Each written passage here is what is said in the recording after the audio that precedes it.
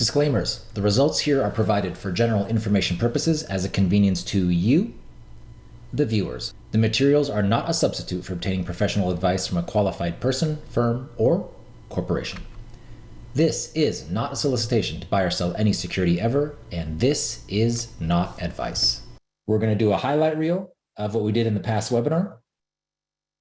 But first, we're going to do an animation of the normal distribution. This was requested by someone in community. It was a very good request.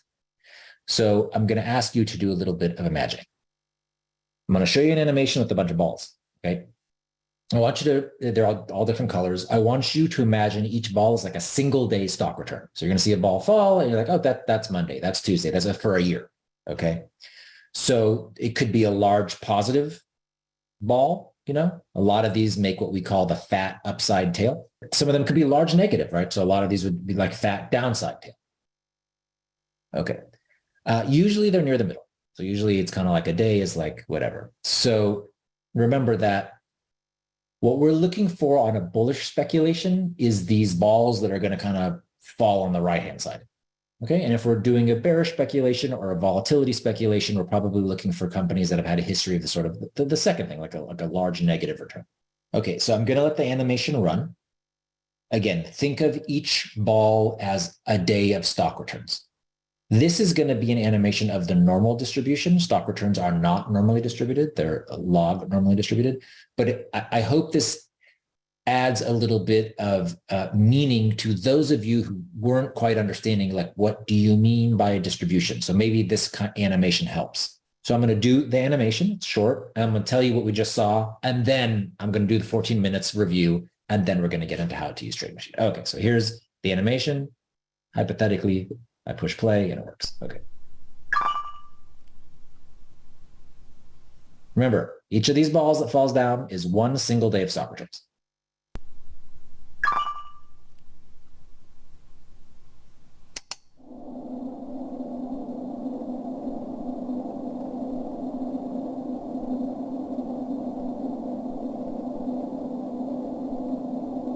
Every day, stock returns. Some are way to the right, it's a big day. Some are far to the left, it's a down day. Most are in the middle, it's kind of a whatever day. So every day we are plucking out a stock return for each stock. They're falling into one of these buckets. Okay. This happens to be normally distributed. What we're looking for when we're talking about the research that I'm going to present again with kurtosis is fat tails. So we're looking for things where instead of being evenly distributed on the right tail and the left tail, there's a lot more on the right tail. And these would be big stock returns. We're going to a lot more of these in the past for a particular stock, right? Or alternatively, if we're looking for negative returns or volatility trades, we're probably looking for stocks that have a history of like fatter tails out here. So you can imagine some of the balls over here getting borrowed and put here, some of the balls that are in the middle kind of getting borrowed here. When we're talking about skew, rather than this symmetric distribution in the middle, we're kind of looking for distributions to the left or to the right. Okay. So that is my best attempt at trying to I didn't create this animation. This is an awesome animation by something called Galton Board, someone maybe. But that was my best effort at trying to satisfy that request. Okay. So now it is time for the highlight reel. So I'm going to get out of this. I'm going to put a movie in front of us. Now you're going to hear 14 minutes of a 51-minute webinar that I did before. So you're actually going to be watching a movie, even though I'm here live. So that's the best I could do. Because when I tried to do it myself, like to repeat it myself, I timed myself. It took 38 minutes. I don't want to do a 38-minute review. And I know a lot of you don't want a 38-minute review. So when I just cut up the movie and kind of timed it, I got it to 14 minutes. So I think this is a good compromise before I get to how to use TradeMachine. I hope you feel that way too. I hope you don't feel like I'm wasting your time. I certainly worked pretty hard on this. So we're going to be talking about tail risk, talking about the risk of an extreme event occurring that could drastically change the value of a portfolio or investment. We then talk about something called kurtosis, which is statistically the tailedness of the probability distribution. So tail risk is this extreme event. or the risk of an extreme event. Kurtosis measures how much of that tail risk you have. Okay, kurtosis is a measure of tail risk. It specifically provides information about the tails and the sharpness of the distribution. It's a measure of risk or opportunity ultimately. So you can wipe out all the top bullet points, and I'm talking about a particular risk. Tail events, this is what PIMCO said, right? So one of the largest fixed income shops, right? So tail events are very rare in normal distributions, and normal here, we're not using the word normal colloquially. We're using it fundamentally as a definition, so a type of distribution, a Gaussian distribution. But in finance, they're much more frequent. So we see fatter tails, much fatter tails than people realize. But there's also the tail of the tails. So tail risk, and then the really edgy stuff in the tails. We're going to talk about that too. Okay, the tail of tails. Let's turn those words into pictures. Okay, so I'm going to give you two distributions. One is going to be in blue, dark blue. It's going to be the normal distribution. And the one that's in orange or gold or however you see that color is going to be a fat tail. So it would be what we would call larger kurtosis, right? The tailedness. Okay, so the next thing you're going to see is two charts, one on top of the other. Okay, so the blue one is normal. Okay, I'll just stop it right here. Remember, I showed the animation of those balls falling, where each day was a stock return. That's what this is a representation of, where the blue one is what we looked at, okay, in the animation, and I'm going to discuss the difference between the blue one and this gold one or orange one right now. Okay, the orange one is fat tails. What do I mean by fat tails? First of all, what are we looking at? The vertical axis, up and down, is the frequency of an event. So the events in this area occur very often, the most often for these two distributions. The events that occur over here or over here, right, they're lower on the vertical axis, they occur less frequently. But in the orange or gold distribution, the tails are bigger. These are the tails, right? So the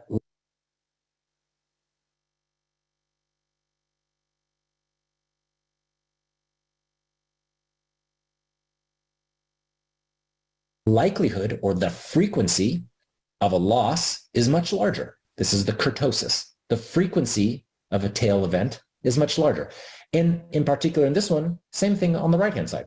The frequency of an event is larger, right? This level is larger than the level down where the blue is. Okay, this is fat tail distribution.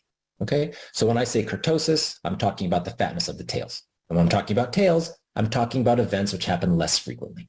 All right, I'm going to take this image you see, and I'm just going to stuff it in the right-hand corner. These are fatter tails that we looked at, right? I'll go back. These are fatter tails, but they're symmetric. You guys see that? They're symmetric. They're fatter here and fatter here the same amount. So same size tails. This is the downside tail and the upside tail. So we can talk about kurtosis, right? We can talk about tail fatness, tailedness, but we can also talk about the symmetry of it. What if we could find stocks where there were asymmetric tails, right? So for example, a bullish speculation, we would want the green, but not the red. We'd want this, right? But we wouldn't want this. We'd want an asymmetry. We'd want the upside to be greater than the downside. Or in a bearish speculation, we would want the red, but not the green. We'd want this, but not this, where the downside is greater than the upside. That would be an asymmetry. So this combines the fatness of tails analysis, kurtosis, with asymmetry. So here's our third definition. Skew. Skew is a measure of asymmetry. So we have tail risk. It's the risk of an extreme event. We have kurtosis, which is the frequency of that extreme event. And then we have skew, which is the asymmetry, right? In the context of stock performance, the skewness or the skew refers to the measure of the asymmetry of the probability distribution. And as luck would have it, there's two kinds of skew. There's positive skew and there's negative skew. So now let's talk about skew in images. I'm going to show you three different pictures. So this is one example of negative skew. You notice that like the tail and everything's to the left-hand side. There's no upside tail. Now, right here's positive skew. This is what people in standard would call the log normal distribution. This is stock returns because stocks can only go down to 100%, right? There is no tail risk in a stock. It can go down to zero. But hypothetically, and we're being hypothetical now, a stock can go up infinitely. So that's positive skew, that's negative skew. If that picture didn't work for you, okay, that's okay. Let's try a different chart. That's one. We'll try another one. This is what a normal distribution would look like. Normal meaning a Gaussian distribution, not normal in the colloquial sense. And it's a positive skew, kind of leaning over here. And there's a negative skew, kind of leaning over here. Okay, all right. So let's talk about it a little bit. Remember I said in a bullish speculation, we want the green, but not the red. In a bearish speculation, we want the red, but not the green. And then we started saying, well, gosh, what if that means we kind of want an asymmetry maybe?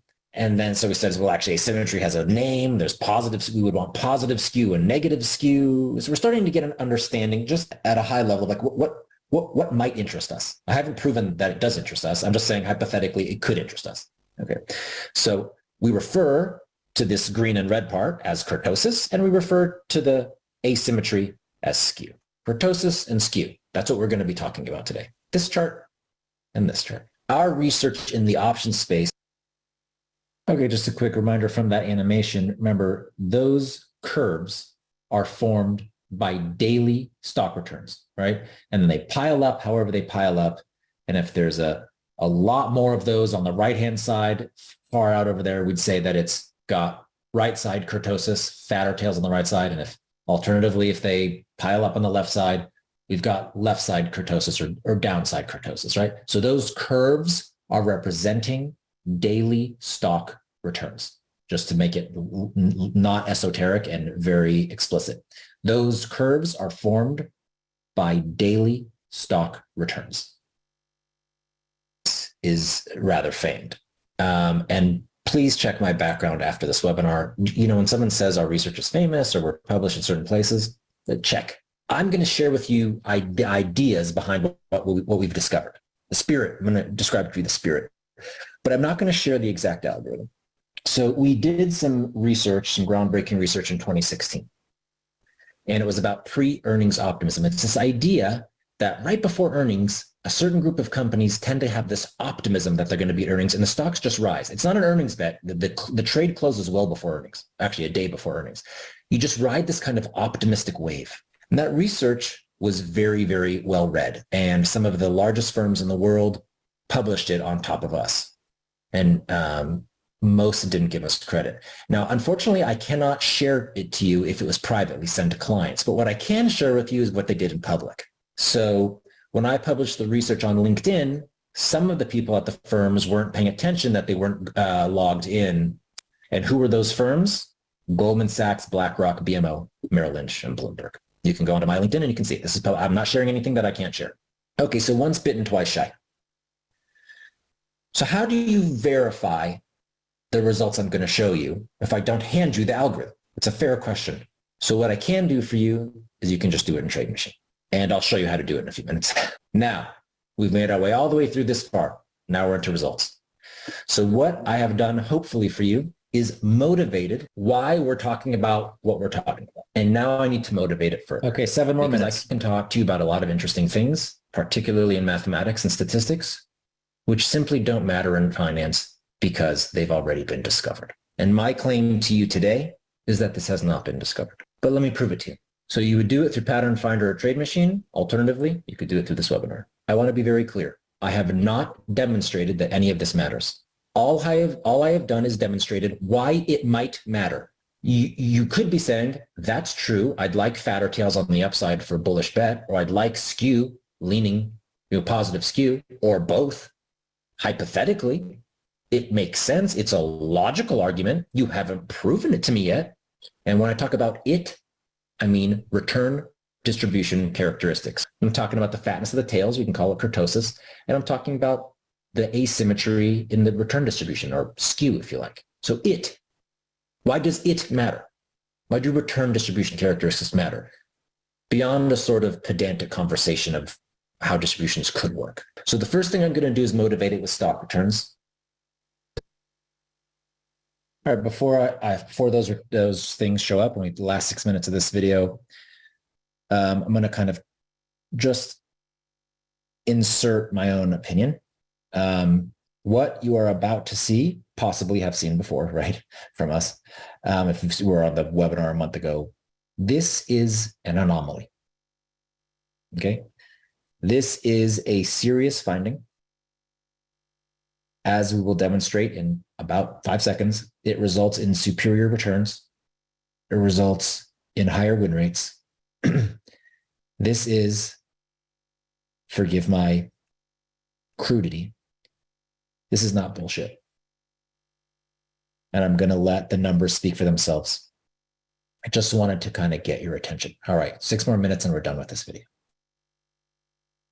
If we took the constituents of the S&P 500 in 2018, and I said, I want to see the average 1-year return for every stock in that group from June 2018 to June 2023. 1-year return, every single stock in the S&P 500. The win rate, which is simply measured as were the returns positive or negative, was 59.4%. That makes sense. Stocks go up in general, in particular large caps. The average 1-year return was 10%. This is not me doing anything. This is observational. Then I said, well, what if we took a measure of kurtosis, which I'm not going to tell you exactly how we did it. It's not just the return distribution. And I just said it was greater than 1. This is already standardized for the normal. And the average return went from 10% to 13%. The win rate went from 59% to 63. There was a 99.9% statistical significance. So what that means, there is a 1 minus 99.9% chance that we would find these results as they are, and that it would be random. 0.1% chance. Okay, let's say I said, that's interesting. What if I took, do you remember when I said the tail of the tails? Remember that? The tail of the tails? What if I said the tail, the upside kurtosis, the net kurtosis, was greater than 3? And again, for those of you that are statisticians, that'd be greater than 6. It's relative to the normal. All of a sudden, the win rates went from 63.1 to 63.9. The average return went from 13% to 15%. Statistical significance rose. Now, I'm only talking about the tails so far, right? I'm not talking about the asymmetry of returns. I haven't talked about skew. Well, let's do that. Okay, I'm not going to go through everything, but here's the last one. What if I said, well, what if I took the tail of the tails? I took the 1-year kurtosis, was greater than 3. I took the medium-term skew, 6 month greater than 1, and the 1-year skew greater than 2. So I took the tails of the tails, and I took asymmetry. Win rate went from 59% to 66%, and the average trade went from 10% to 20%. Very strong statistical significance. So look, as we kept adding return distribution characteristics, how the win rates went up and the returns went up. Some other research that I just completed this week, but I'm not sharing in this webinar or on this video, is that I took a look at a group of companies that are very non-growthy. So I looked at consumer durables, utilities, minerals, non-energy, and energies, and minerals that are energy. So 4 groups with market caps above $3 billion. So large caps in what you consider kind of low beta, boring industries, just to make sure that this thing we're looking at is not just picking up like, yeah, these are growth companies. So these are like the antithetical to growth companies. The 5-year return, average return in this group was 17%. When I imposed the same kurtosis and skew requirements, the 17% per year, this is per year, went to 45%. 45% a year. So I did not force this into this video because it's only so many charts and tables I want to show, but this is when actually I was speaking to the chairman, who is one of the grandfathers of modern portfolio theory, James Kaplan, who basically invented duration hedging and changed fixed income forever. That when he saw that, he was the one who pushed me to do it. That's when he said, look, you know, I love him and he's been a great mentor to me. And, you know, I don't know what my life would be without him, but he just got very serious. And he said, he calls me kid sometimes, even though I'm 47. He said, hey kid, man, he said, this is no bullshit. He said, you did it.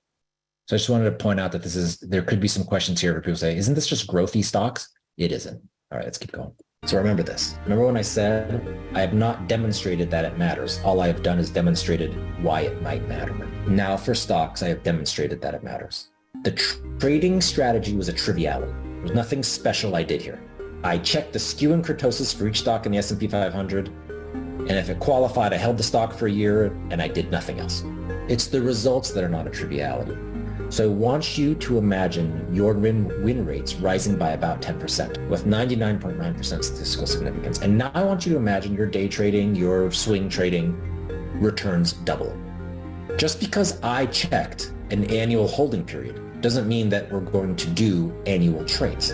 So that's the takeaway for stocks. The strategy can be optimized. It was rather trivial. The results were not a triviality. This is a remarkable finding for stock traders. The ability to double your average returns and see win rates go up about 10% is life-changing, if it's sustainable. So it's a remarkable finding for stock traders, and it should translate into truly remarkable finding for option traders because options are levered. I said first I would motivate it with stock returns, it being return distribution characteristics. I did that. Then I said I would motivate it with win rates on option trades, it being return distribution characteristics. Then I said I would motivate it with win rates and returns on successful strategies that already exist in TradeMachine. Now, let me prove it to you. We just did the benchmark. Now, I'm going to show you a strategy that's in TradeMachine, Fade the Dip. It's also selling a put spread, but only when certain technical conditions are met. Okay? The win rates go from 60% to 75%. The average returns go from a loser to a winner, and the statistical significance is through 32 decimals. Now, I'm going to take the Fade the Dip and say I only want to do it in companies where the skew is positive and the same kurtosis, the one-year kurtosis is greater than 1. Fade the Dip with tail dynamics, 17% returns. So what happened? Fade the Dip is a winner. This is the immense value of TradeMachine as it exists currently. Current TradeMachine members, you've been getting a lot of value with this strategy. But Fade the Dip with skew and kurtosis is a bigger winner. And this is the start of the immense value of TradeMachine's upgrade. Just the start. We've just begun.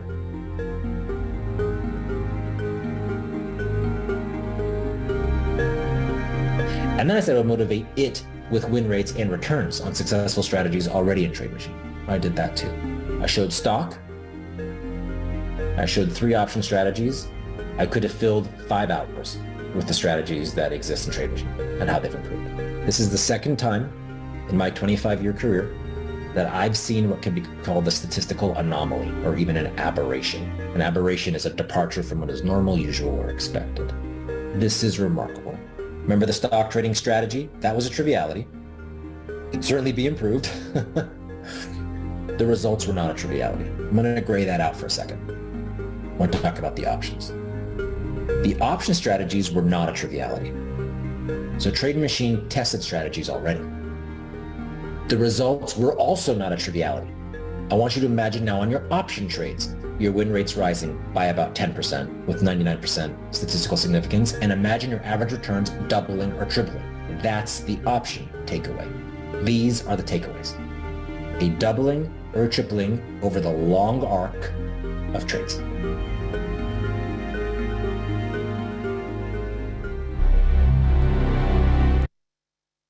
All right, promised it would be short.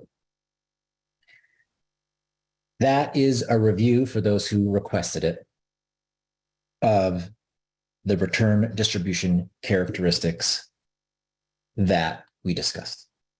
So before we get into the platform, which we're going to do now, how to use TradeMachine, the rest of this webinar is that. It's just how to use TradeMachine and live Q&A. I'm just going to tell you that no one can do anything other than convey their opinion to you about anything. I'm saying I'm not talking about a physical, reality. Okay, just mentally from distance. What you do or how that impacts your thought processes, how your intellect digests, analyzes, considers, and then makes conclusions on that is very personal. It's how your brain is wired. It's how my brain is wired. It's all different. We would find no 2 people do that the same way. I think I've said enough with regard to how unusual this is. For some people who, you don't do finance for a living, you actually work for a living. It's not so apparent. I've done this for a very long time. And this is the 3rd time I've seen something like this. It's the 2nd time that I've seen it in stock returns. All right, so the next thing I'm going to do I practiced how to use TradeMachine, like how to do it in myself, and I kind of went down it, boom, boom, a little script, and that took me like 48 minutes. And I was like, oh my God, 48 minutes after they just did 14-minute review. So, okay. So I actually was in the video making mood. So I took those 48 minutes and I took it into 18 minutes. So I'm going to show you how to use TradeMachine now in an 18-minute video. And then I'm going to go to live Q&A. And this is my best way to make up for time we lost in the last video, right? That was review, while not essentially punishing you to have to watch a presentation that's too long.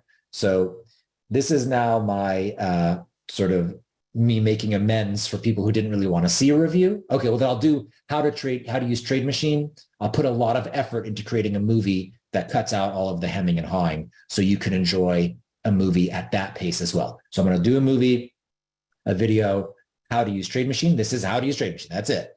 And then we're going to get to live Q&A and we'll open up the app when necessary. Okay, so if you're wondering, God, Ophir, why are you doing videos in a live webinar? I'm trying to satisfy two groups of people, and I don't think I can do it unless I do this. And if someone has a better idea next time, I'm all ears. So this is the back test tab.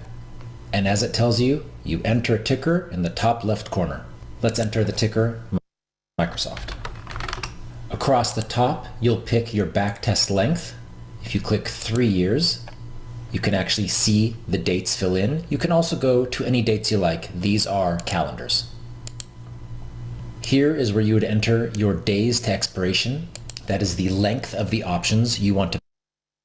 So for experienced TradeMachine users, the beginning is going to feel a little slow. Don't worry, we kind of gain momentum and go more advanced. And for Pattern Finder members, I will go live and show how I combine both. But so this starts out at very beginner level and kind of thrusts itself forward rather quickly. Backtest. This is not a closing rule. So if you were to put 1 day to expiration, TradeMachine would simply look for the options that are the closest to 1 day to expiration, which will probably be a week. So again, days to expiration sets the type of options you want to backtest. It is not a closing rule. Then we come to the settings, which are quite important. First, you can set the number of contracts that you want to backtest. I'll note that it doesn't actually matter how many contracts you backtest if you're looking at average trade returns and win rates. That doesn't change for 1 contract or 1,000 contracts. This is only if you wanted to look at total returns and amount risked. If you're doing a stock backtest, which you can do, a 5 would mean 500 shares. Next, we come to execution fill type. This is how you want the backtest to assume fills are occurring. Rather than go through a detailed discussion, there is a video right here. If you click on what is execution fill type, it will open in the Learn tab, and there will be a discussion of this. Next, you could set your commissions, your stock commissions, of which there are normally no commissions, and your option commissions. You can set the ticket fee, so that is the cost per trade, the minimum cost per trade, or you can set a per contract fee or both. Finally, this is where you would set your custom deltas. Delta is one of the most important parts of options trading, and for using TradeMachine, it may be the most important part. You can click on what's a delta to understand the importance, and it's so important, we're going to discuss it now. A delta measures the moneyness of an option. So it's the amount by which an option's price will change for a 1-point change in the stock price. So for example, a 90 delta option will move about 90 cents if the stock moves about $1. A 50 delta option will move about 50 cents if the stock moves about $1. And a 10 delta option will move about 10 cents if the stock moves $1. We note that delta itself is also a function, and delta changes by something called gamma. So anything above 50 is considered in the money.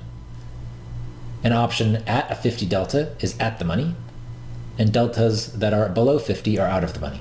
You can read real-world examples from November 29th, 2016 with Apple if you want to. Finally, just remember these numbers, 60, 50, 50, 30, 20, and remember these blue highlighted boxes. They'll matter in a second. Now we're ready for a backtest. So let's backtest a 30-day option in Microsoft over the last 3 years. We'll get a call and we'll go long. This backtest is testing the results of being long a 30-day call and then rolling it every 30 days in Microsoft for the last 3 years.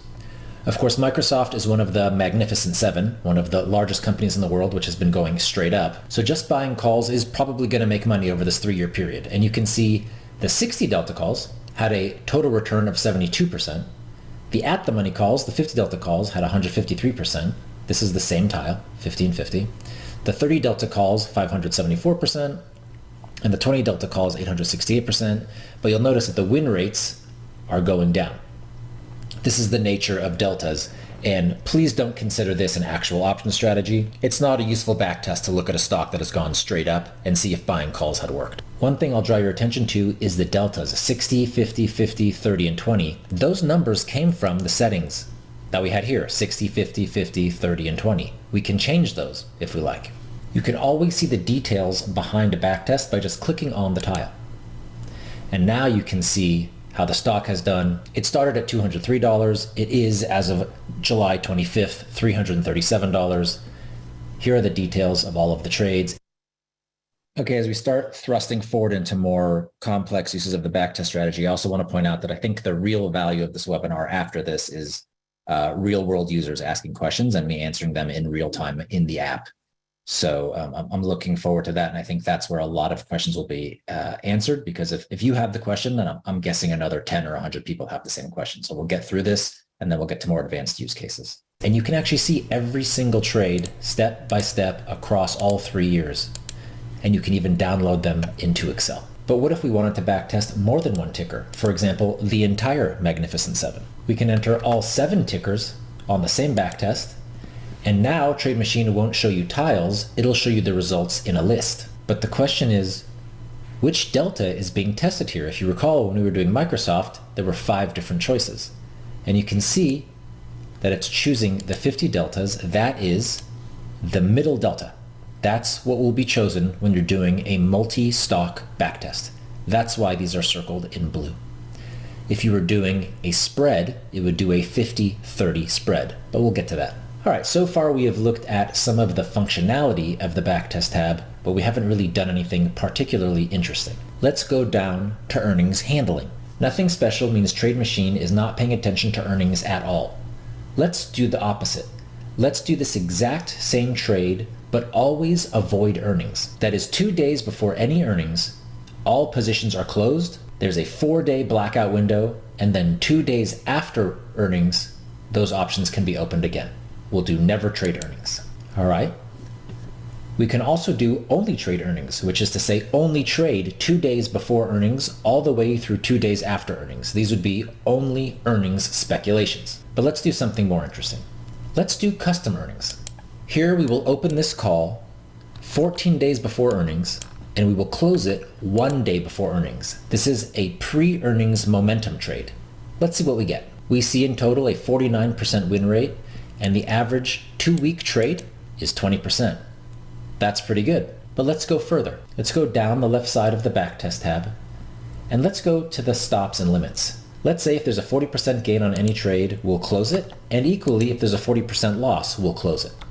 And let's go back to the results. What was once a 49% win rate now goes to 57%, and the average trade remains a 20% win over 2 weeks. And let's go further into the power of the backtest tab.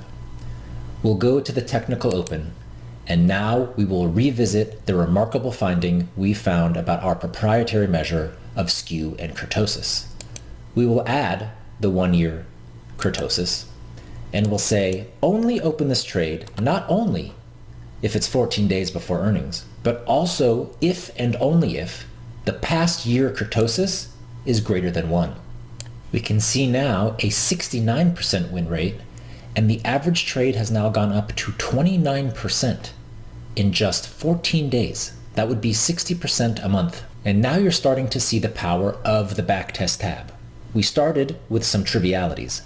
Then we looked at a pre-earnings momentum trade, which we have discussed for the last 7 years. Then we added stops and limits to increase the win rates. And finally, we touched on some of the most remarkable data we have ever come across, taking the win rates from 49% to 69%, and the average trade from 20% to 29% over just 14 days. Now let's explore more sophisticated strategies. Let's take this down to two stocks, Microsoft and Apple. So we can see that over the last 3 years, Microsoft has 5 wins, 3 losses with a 75.6% total return, and Apple's got 6 wins and 4 losses and 125% return. That's a great strategy. Let's now go to creating a custom strategy. Click the custom button. In this case, let's look at a calendar call spread. So let's get long a 50 delta call, that's an at the money call, 14 days to expiration. So this is still a 14-day call. But now I also want to get short a further out of the money call, 30 delta, with 7 days to expiration. You'll note that when you're creating a custom strategy, you could have up to 4 legs, calls and puts, different expirations, different sizes, any ratios you like.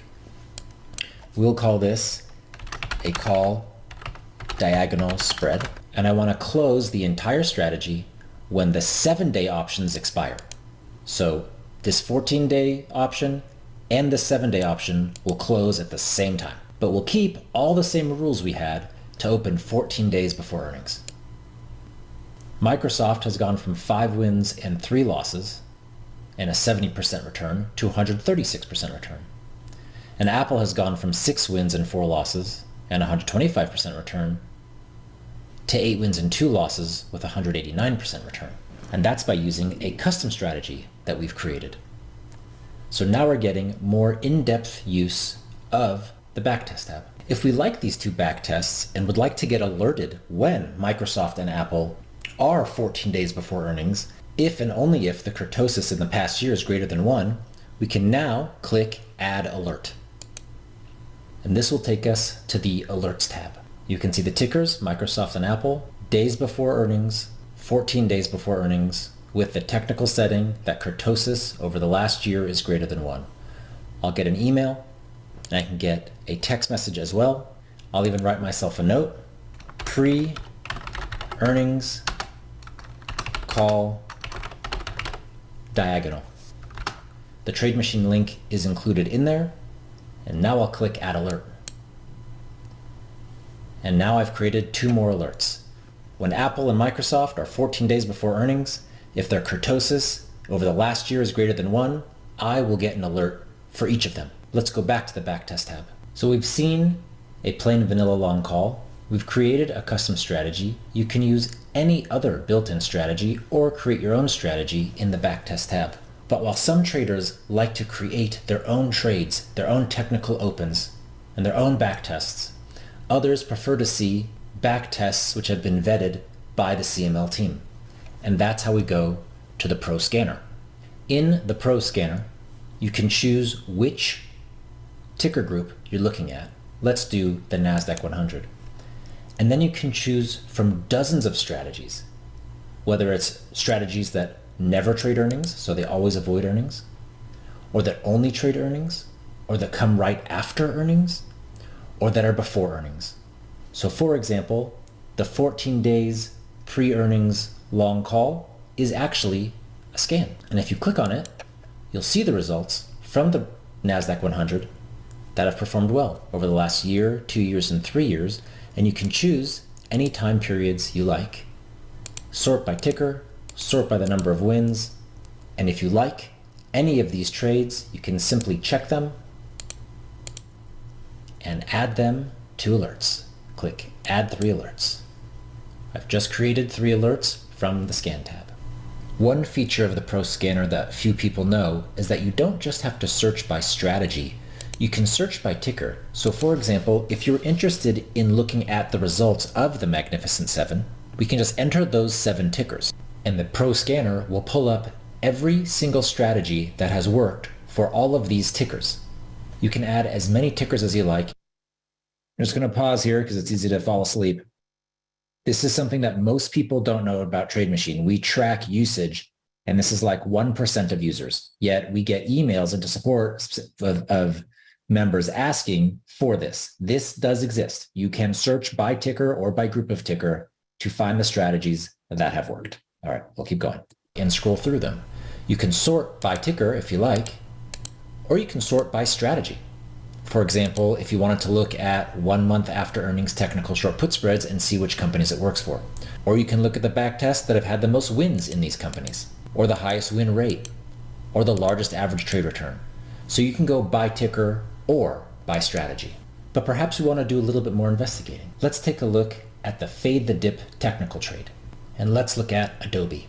We just click on the ticker, and this strategy will.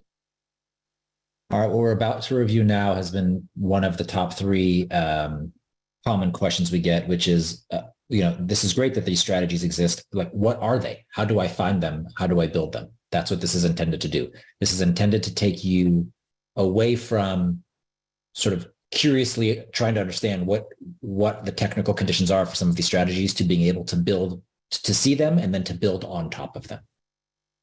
We'll open in the backtest tab. So what is this trade? Well, it looks like it's short a put spread, and it looks like it's the 40-30 delta put spread.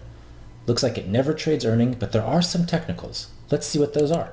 This backtest waits for the day that the stock crosses up through the 200-day moving average, which means it was below the 200-day moving average and came up through it. The stock is also above the 10-day exponential moving average, and the RSI is less than 70, so it's not overbought. This technical condition, or combination of technical conditions, we call fading the dip.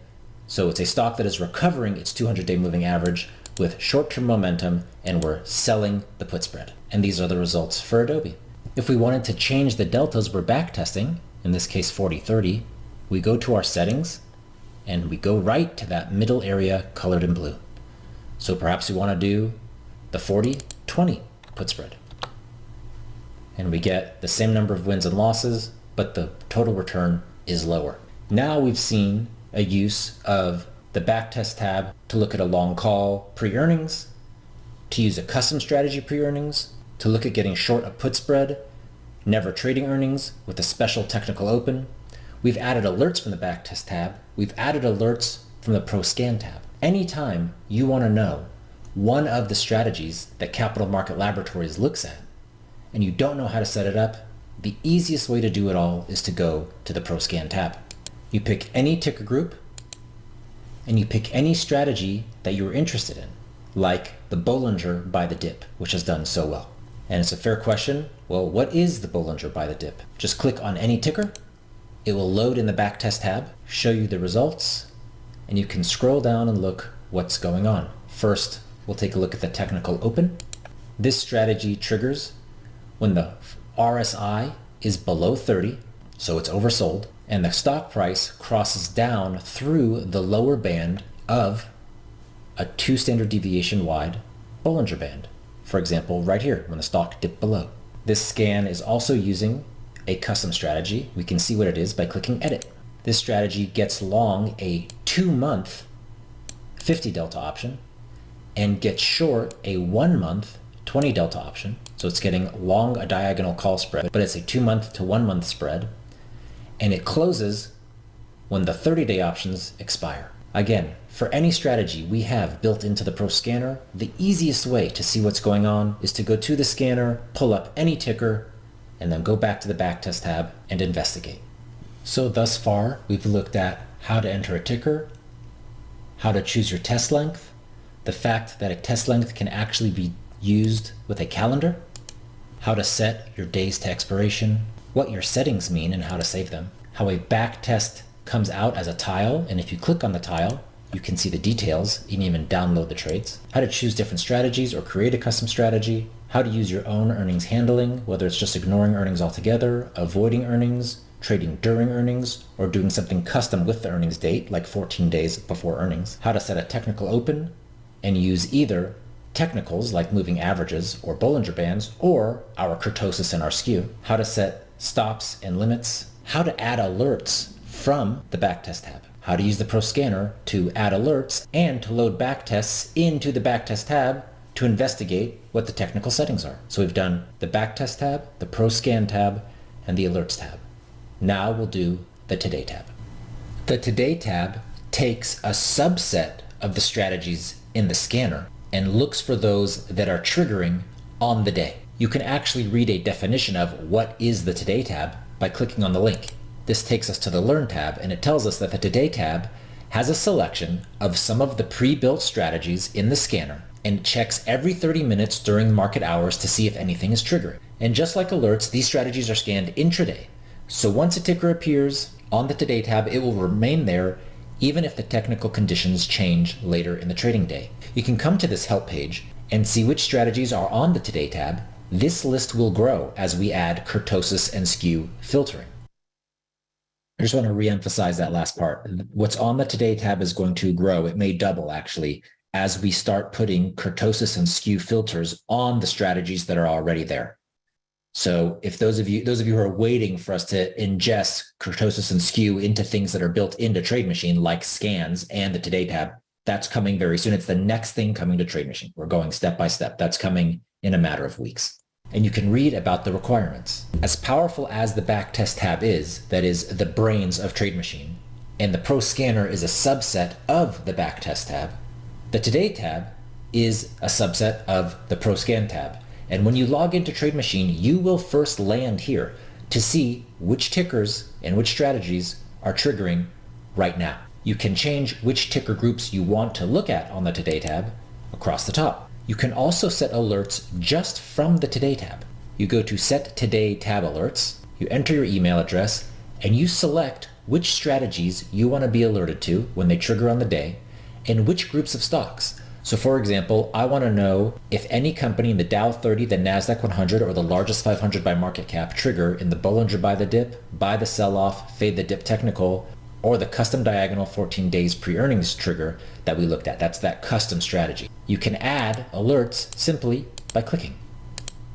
So this too is a way to set your own alerts. Once you're done, you save it. And that is the Today tab and an overview of the power and the functionality of TradeMachine, from the brains in the backtest tab to the Pro Scanner, which takes the hundreds of millions of different interactions you can have on the backtest tab to thousands, and then combined with alerts turns into the Today tab, which takes those thousands or hundreds of thousands into hundreds. Thanks for watching.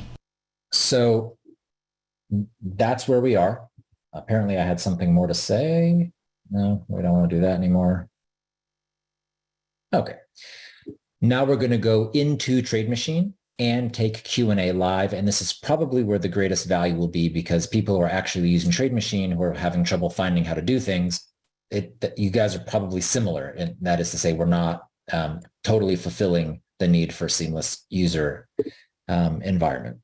So we will start with, there was one question which was emailed, so I'll do that. And then we have a lot of live questions. So let me just look, I'm looking on my phone at the question that was asked.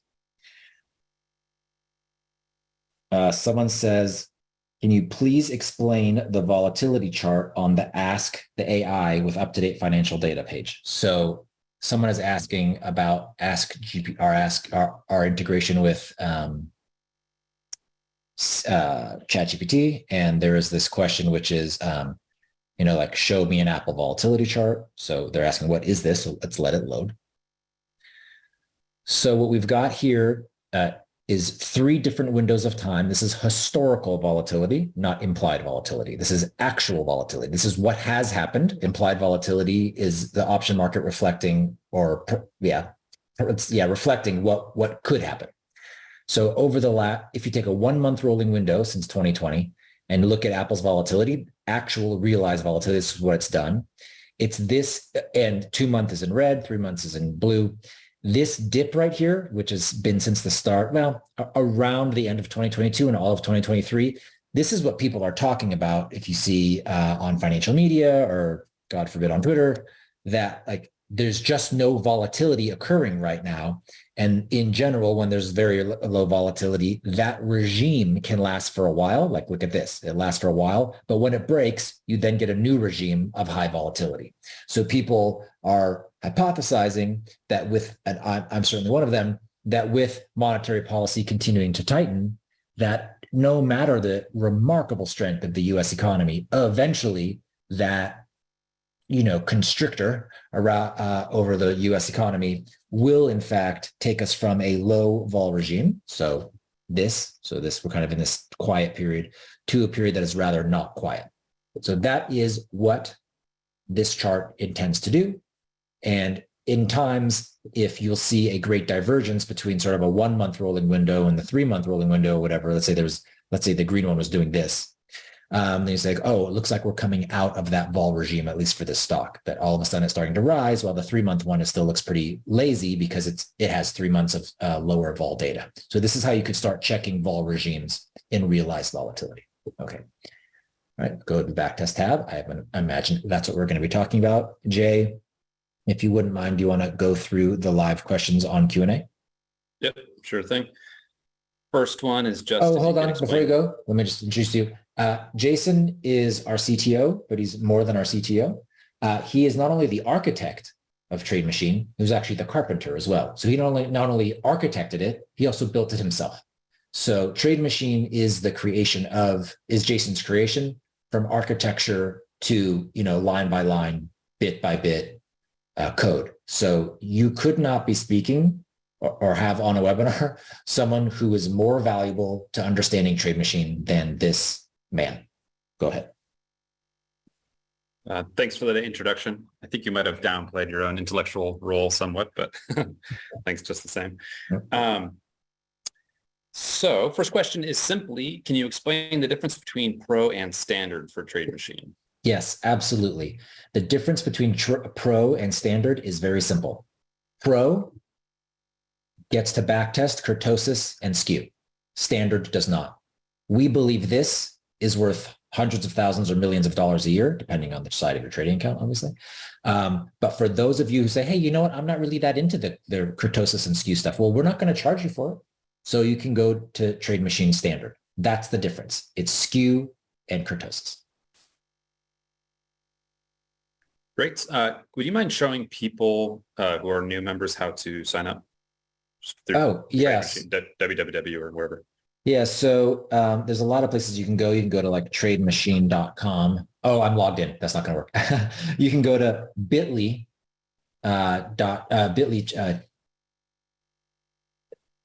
TradeMachine. So that, and then if you go here, it should bring up a sign up page. Yeah, and then you can sign up, and you'll see at the bottom that there is a TradeMachine Pro and then TradeMachine Standard.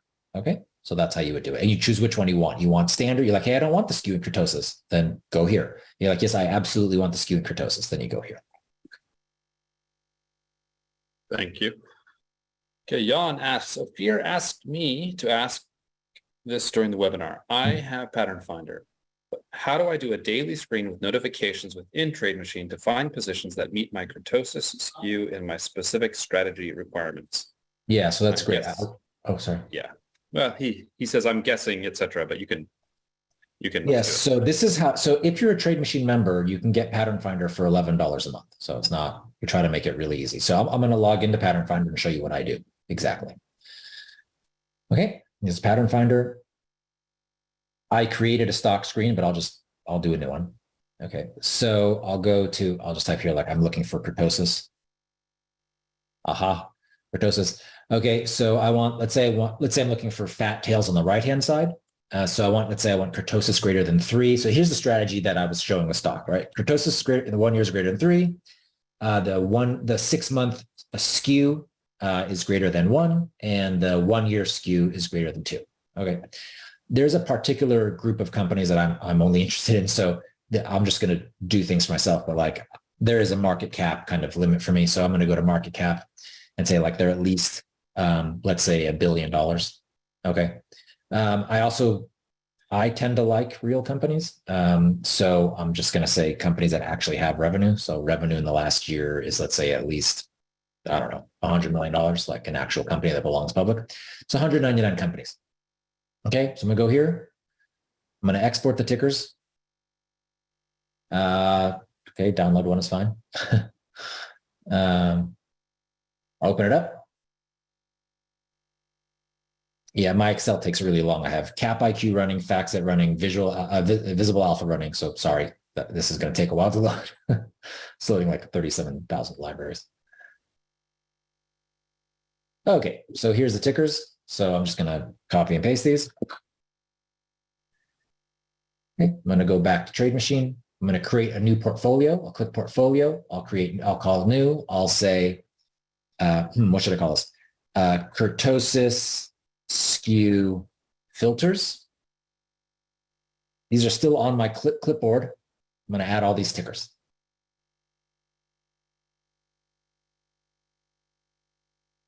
Indeed. Good. Okay.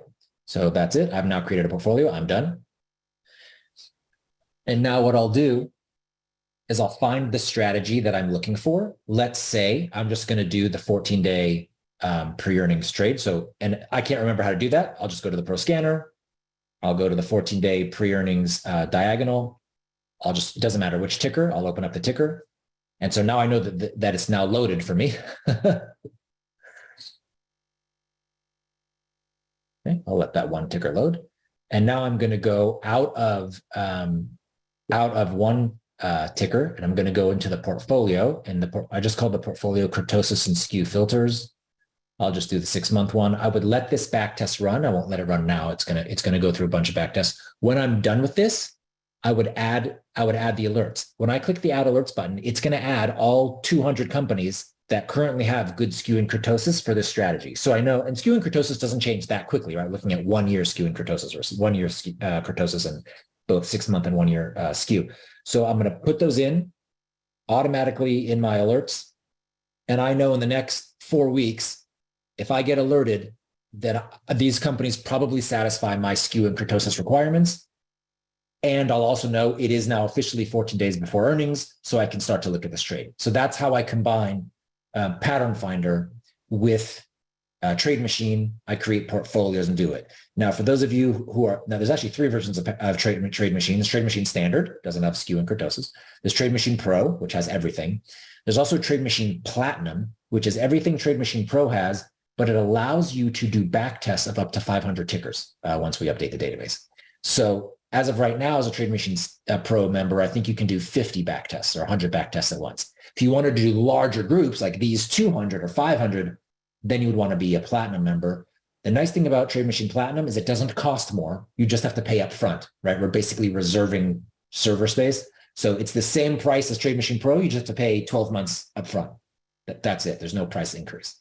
So this is, to answer the question, how I use Pattern Finder to get the current en masse, right, in a list, in a screen, my kurtosis and skew requirements, put it in the back tester, let this finish, add it to alerts. Then I know for the next 2 or 3 weeks, that's what I'm getting. Does that mean I have to go into my alerts later and delete a lot? Yeah, that's true. Okay, so fair. That's fair. So that's how I do it. Great. Could you explain how you would use skew and kurtosis to get the most out of trading long straddles or strangles? Yes. So in general, a long straddle or strangle is a volatility bet, right? If you're naked long options and you have no backstop from, let's say, implied volatility holding up because of earnings, you need the stock to move. In general, when stocks move a lot, it's down. It's not always the case. They can be up, but I would look for skew and kurtosis, particularly kurtosis, that is negative leaning. So I'm going to go to the backtest tab. I'm going to pick the Magnificent Seven. Did I create a portfolio of the Magnificent Seven? No, because why would I do that? So I'll do it by ticker. I'll do Apple, Amazon, Google, Meta, Microsoft, Tesla. I'm forgetting someone. NVIDIA. There we go. Okay. Let's get along a strangle. I want the strangle to be a 40 delta strangle. So long the 40 delta put and long the 40 delta call. That means I'm getting long and out of the money call, and I'm getting long and out of the money put. Okay, at the same time. I'll make it 30-day options. I don't want to trade earnings. Now I will use skew and kurtosis. I only want to even consider this if the 1 year kurtosis, let's say, is below -3. And even further, perhaps that the 6-month skew is below -1. Actually, I might as well just go with the whole thing. This is our general setup. All right, -2. So it's the reverse of what worked for stocks. Now, I don't know if this is going to work. Can you, just for people getting exposed to this for the first time, can you put into layperson's terms what having a skew and kurtosis below certain values means? Sure. So let me pull up this. It's best with pictures.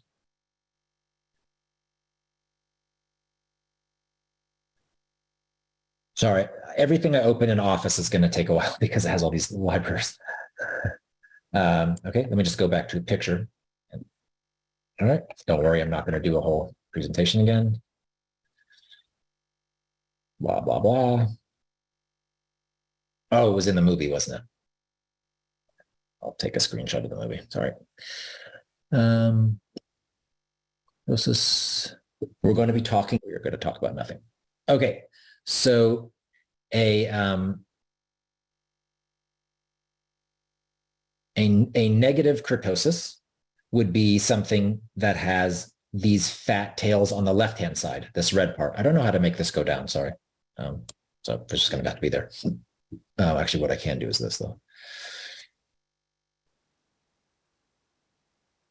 There we go. So a negative kurtosis, so I'm saying less than -3 would mean -3 is we're getting to the tail of tails. These are adjusted for the normal distribution. So for those of you that understand measure theory, it would actually be a kurtosis that's less than -6. Okay.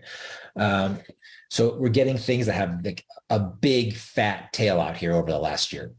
And with the negative skew, we're saying stocks which have this kind of dimensionality. Now, what's actually happening for skew and kurtosis, I think Max asked this in community, like when you ask our AI for a comparison of a stock to the market and it gives you skew and kurtosis, it gives you the left-hand side and the right-hand side.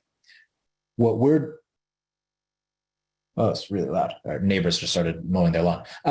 What we're giving you in TradeMachine is the net. So it's whatever this is plus whatever this is. So if this is 5 and this is -3, it's going to be 2, right? It's the net kurtosis. So when I say less than -3, I mean this plus this is less than -3. So this is much, much larger than this. How much is this larger than this?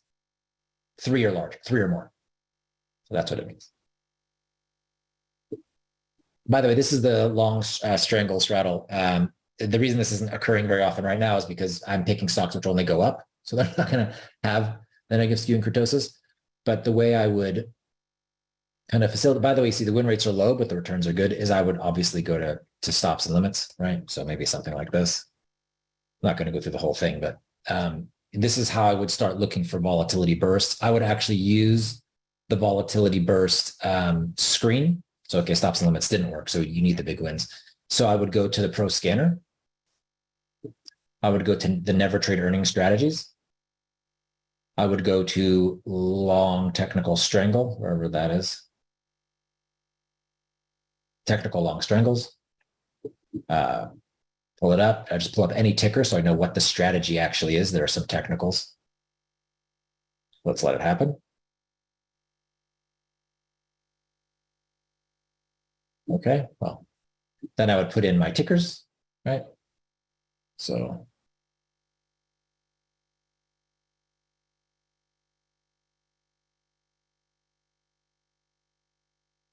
now I'm using a very particular technical open. I'll show you what that is in a second. As you can see, the win rates are now going up compared to just a regular long strangle. Right now, the win rate 67% and it was 30%. Now I would go here and I would add various parts of the kurtosis. Okay, so for example, I'm not going to do the whole thing, but this is sort of a mechanism or a systematic way of doing it right now. All of a sudden, we're at a 75% win rate. So that's how I would do it.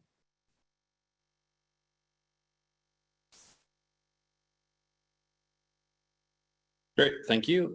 Someone asks the question, can you just give a quick overview of the difference between Pattern Finder and TradeMachine? Yeah, so TradeMachine is, first of all, TradeMachine is options and stock. Secondly, TradeMachine is fundamentally a back tester. These are back tests. How did things do in the past with various strategies? Technical strategies, various option strategies, custom option strategies, kurtosis, not kurtosis, earnings, not earnings. TradeMachine Pattern Finder is a spot. It is right now. What's going on right now? And it's very chart driven. So for example, if I went to a screen in Pattern Finder and I said, just show me some bullish charts right now in multiple time frames, I don't really know. I'm going to choose the largest market cap. Oh, Schwab. That's interesting. So, right. And then you're going to find a chart like this, which is like, hey, here's a stock, which is through, it bounced off of support, went through congestion, is now on another congestion point. The next upside to next congestion would be 13%. Downside is 8%. That is more reward to risk, right? The next stop up would be 13% up. The downside is 8%. How did I find that so quickly? Well, it's done for me, right? I didn't know Schwab did this. It looks like Schwab is filling this gap. This would be the next reasonable place. That's all expressed in Pattern Finder. So Pattern Finder is about stock charts, about profit zones and loss zones, and about sort of screening and about right now. It's not about a backtest. You could say that a chart is in and of itself a backtest because a chart is historical data. So if you'll work with me and say a chart isn't, formally a backtest, then that's the difference. Options data in TradeMachine, backtesting data in TradeMachine, Pattern Finder doesn't have it. I think together they're very valuable, and that's why for TradeMachine members, Pattern Finder is only $11 because of what I just showed you. I want to look at charts. I want to be able to screen and dump things in. I want to be able to go back and forth between them, but that's the difference. Great, thank you.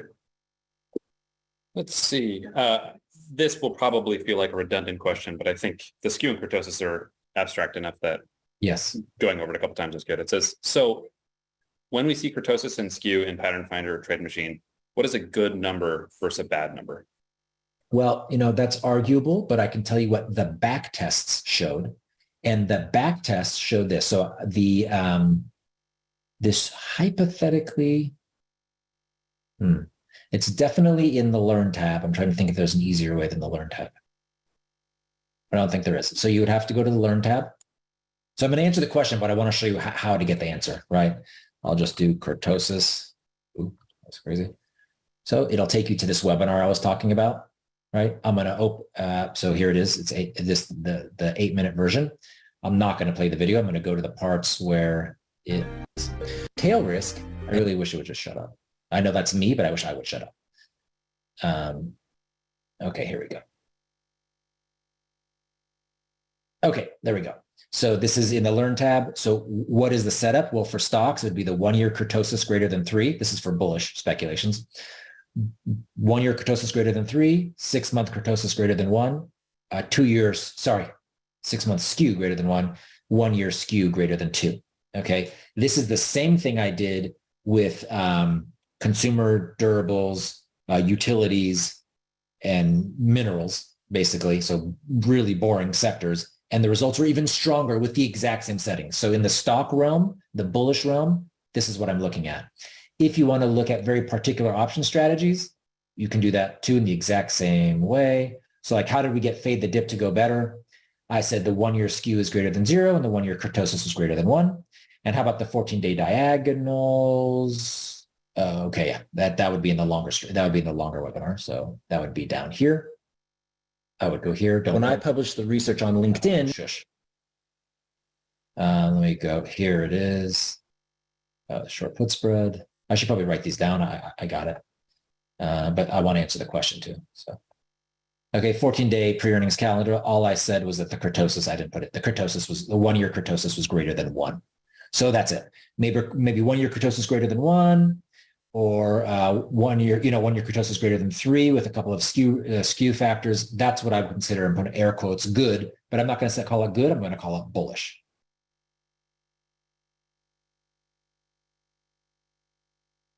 Great, thank you. Similar vein, if kurtosis is negative, that's bearish, and if kurtosis is positive, that's bullish, correct? Ask the question. Yeah, we have shown historically that large positive kurtosis has meant bullishness. I haven't looked as closely at negative kurtosis. Having said that, if I'm only looking at companies that have a large positive kurtosis and they're outperforming, well, the underperformance has to be somewhere else. So probably the ones that have lower kurtosis, right? It's almost a tautology. So to answer the question, probably. Okay. So here's kind of a wide open one, which, you won't be able to answer completely without spending an hour, but you can see what comes to mind. Sam asks, how long you have to hold the options trade? So how long do you have to hold the options trade to get the results you mentioned? And what are the impacts of kurtosis and skew pre-earnings? Do you have to trade at high deltas? Thanks, Ophir, for this session. Yes. So all of those questions I would actually just answer them through TradeMachine, right? So you're asking me kind of historically what has worked. I don't know. I would look. You definitely don't need high deltas in the pre-earnings trades. For example, what we're doing is like a 50-30 diagonal spread or a long 40 delta option. So it's actually out of the money or at the money options. What was the first question, Jay? First part of the question? I just clicked it as answered, but essentially, how long do you have to hold the trade? You have to use high deltas was the big. Okay, so yeah, so I back tested. So for example, something that's worked extraordinarily well, which we shared on the longer, that sort of 50-minute webinar, was the Bollinger by the dip. And I just to show you, I'm answering the question by going to the strategy. Whatever, just do it, applied materials. And the reason I'm doing is I'm going to show you that this is actually a longer option strategy. So the other ones were actually 7 days. If you're doing the pre-earnings calendar, you're opening 14 days before earnings and closing 7 days before earnings. That's a 1 week trade. This trade is actually a 30-day holding period, right? You're getting long a 60-day option, getting short a 30-day option, closing when the 30-day option expires. So in this case, this is a 30-day hold. So it depends what you're doing. In the bullish, the buy the dip Bollinger strategy that we have here, it's a 30-day hold. In the pre-earnings trades, it's 7 days or 14 days. The deltas are actually only at the money or less, but you can try different deltas. You can try deeps. You can try deep in the money options and see what happens. Just change it. Thank you. I can answer this question of Brian's. Ophir alluded to it earlier, but Brian asks, will the kurtosis and skew settings be added to the results that appear in the Today tab? And the answer is definitely yes, and within the next few weeks. That's right. I don't know how it's going to look because I can't design anything, but ask Jay's brain and he'll know how it's going to look. Yeah, and the direction that we're going on it is that the results will just appear underneath the existing results, and there'll be sort of a flag or lightning bolt that indicates that the same condition has triggered, but with this sort of skew and kurtosis settings that we find to be most meaningful. And so you'll get kind of an exclamation point that will say, this strategy is live with like a really nice skew setup as well. Yeah. So if you're a standard TradeMachine member, you will not be able to see it. And if you're a pro TradeMachine member, then you will be able to see it. Yeah, exactly. Matthew asks, where do you set the sell criteria? What's the default? Sure. So you set, so in general with options, there's many ways to set closing, right? So let's just start with the thing we started with, which is Microsoft, just getting long a call, like kind of blindly, just like, never trade earnings, just get long a call for, I think I did 30-day options, right? So I don't care about this strategy. I want to show you how the closing rules. So if you do nothing but just this, is that right? Long a call? Interesting. Okay. Yep. So if you do nothing, this is just closing odd expiration. Okay, but what if you want to do more than that? Well, there's lots of ways you could set closing rules. Another one is to say stops and limits. Let's say a 40% stop, a 40% limit. That's one. So the trade will close when that condition happens, or 30 days, whichever is the soonest.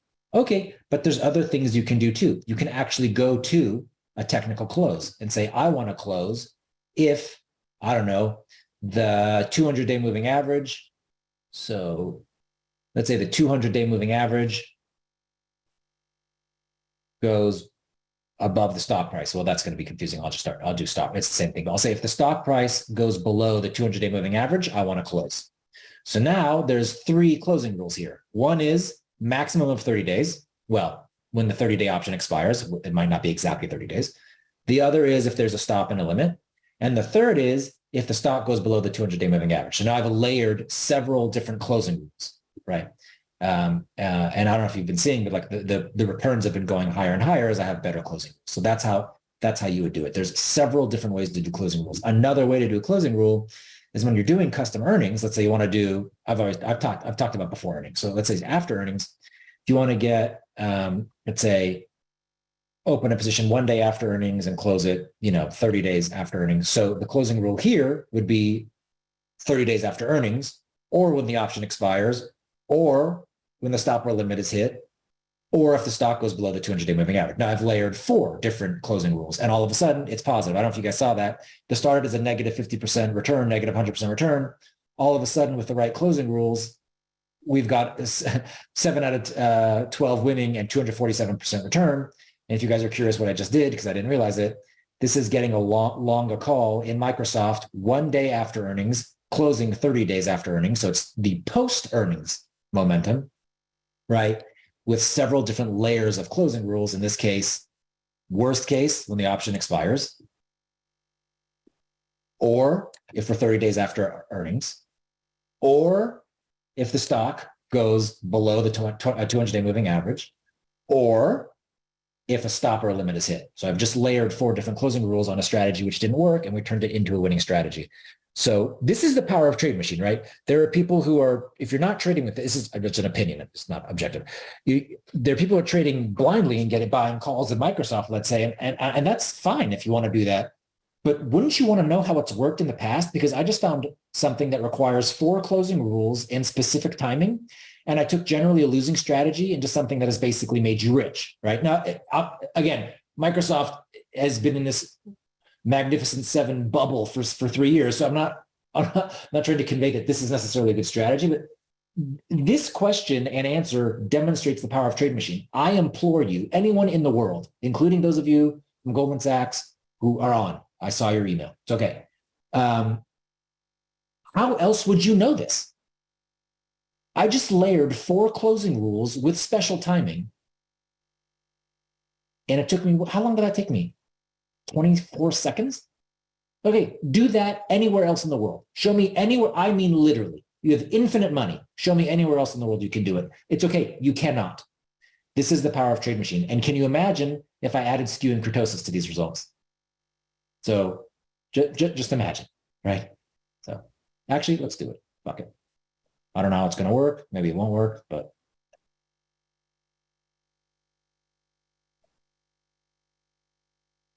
Okay, because I probably won. Sorry for that 3. Anyway, so this is, look how quickly you can test things in TradeMachine, right? So look, you're trading half as often and getting 145% return, right?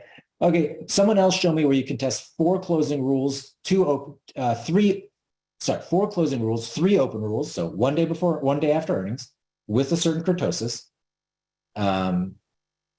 Yes. And how you can get these results. You can't. That's the power of TradeMachine. Cool. That was a great example. Can you actually click the tile and show that the trade details actually tell you what opened and what closed and why? Oh, yeah. So this is a 3-year back test. And the first time these conditions held was in October 28th, 2020. Long calls were opened. It was the 210 strike. They cost 588. The stock price was 202. This adjusted stock price is relative to dividends and splits. Okay. This is the vol. This is the delta. Then we closed. These calls closed 6 days later. Why did they close 6 days or 7 days later? They closed because the gain was hit. Remember, we have a 40 down here. We have a 40% gain where we pull out. We say if we get a 40% limit, we're out. These closed because of the gain. Okay. This trade opened again on January 27th, 2021. That means it was, 1 day after earnings. It closed, what is this? 23 days later. It closed 23 days later because it hit a stop, it hit a 40% loss. And we go to the second page and the third page. And so you can see every single trade, every single reason, every single date, every single price instantly.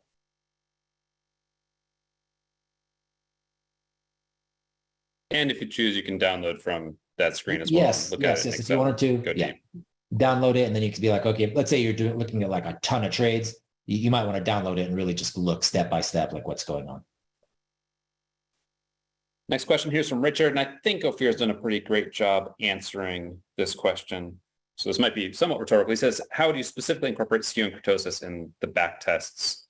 And so I think he's shown 1,000 ways of doing that. Yeah, it's a good question. I think people didn't know. It's in here. It's in the technical open.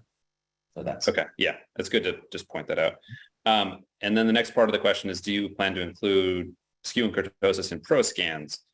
And the answer to that is definitely yes. Yes. So what will be on the today tab? It'll be, I think the today tab, well, actually it's easy when it's a weekend because there's no results. So 1, 2, 3, 4, 5, well, like 1, 2, 3, 4, 5, 15, 16 strategies. So there will be probably 16 new scans.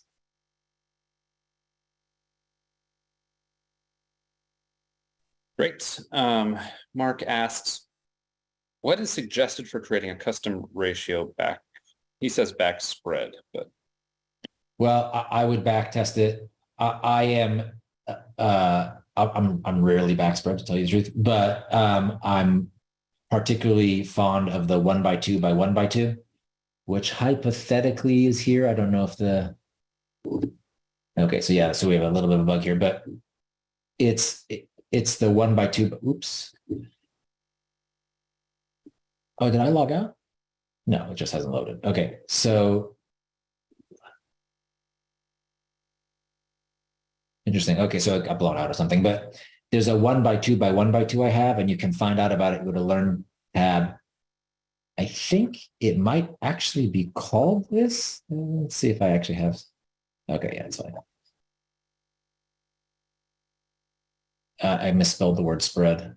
Oh, it doesn't matter. It's right here. So if you go to this, there's a video on like my favorite multi-leg, multi-strike, multi-ratio trade. It's not actually being back spread, but that's it. So I would watch this is a 2-minute, 54-second video on this multi-legged, four-legged double ratio spread.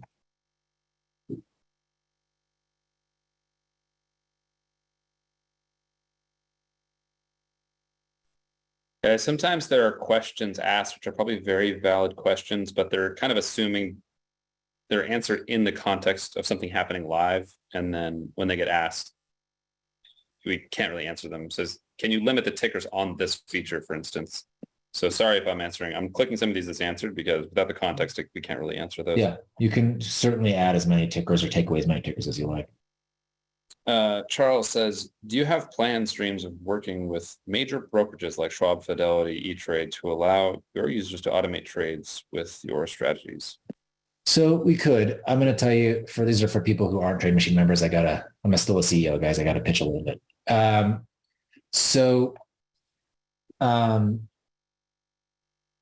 We can. It changes the dynamics of your TradeMachine account. Right now, if someone were to hack your TradeMachine account, what's the worst case scenario? They play around with TradeMachine and see your alerts. It's no PII, right? Personally identifiable information.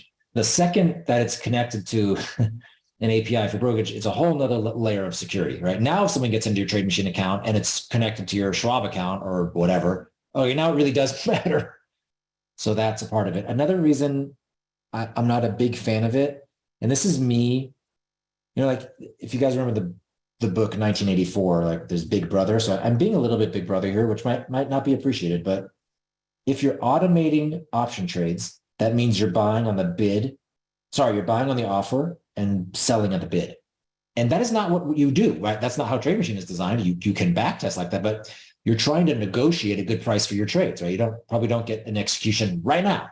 Get an execution at a certain point. So like if you're automating trades to your brokerage in options, the reason they like that is, well, they get more trades, but also you're just giving money to the market, right? If you're not negotiating your option trades, and a negotiation is simply like if an option is $250 at $3, a negotiation can just mean you're putting in a bid of $280. You're willing to pay more than mid-market, but okay, that's a negotiation. You don't actually have to talk to someone. If you're just automating it in your brokerage account, this is what you're going to get. And you're going to lose money and you're going to blame TradeMachine, and it's not TradeMachine, it's you. Don't trade on the offer and don't trade on the NBBO. Negotiate your trades. And you can negotiate electronically. You don't have to literally pick up the phone and negotiate. So this is really why I've prevented it. There is a security issue, but more than anything is I don't want people to lose money. It hurts me when you guys lose money. And it hurts me even more, very selfishly, if you lose money and you think it's TradeMachine. It isn't TradeMachine. If you're doing this, it's you. That's not how you trade options to make money. I've never seen a human being make money trading on the bid and the offer as a customer. Never in my life. Cool. Thank you. Robert asks, some future day, would you consider teaching us how you stay organized in trading? Thanks for a wonderful Wonderful review today. Thanks, Robert. I have something similar to that. It's a pretty long webinar, but it was fun. I think it was one of the, I think it was the option speculation webinar. Yeah, option speculation. Again, I'm trying, the reason I'm going to the Learn tab is I'm trying to empower you to find answer these questions. These are really good questions. I just want you to know that there's a lot of answers out here. This is it. I don't want to show the password. If you watch it, I think that might help you. That might give you a sense of what I do. Those are real my trades, what really happened with real prices going through a long series of events. It's the option speculation webinar. So, yeah, and I think something that he hits on in that, which every serious trader would say the same, is if you're not tracking all your trades and having a plan for when you're going to get out of the trade, then that's the most entry level for staying organized. Yes, write it down. It's just really, write it down. Don't sort of write it down. Don't think you're writing it down. Write it down.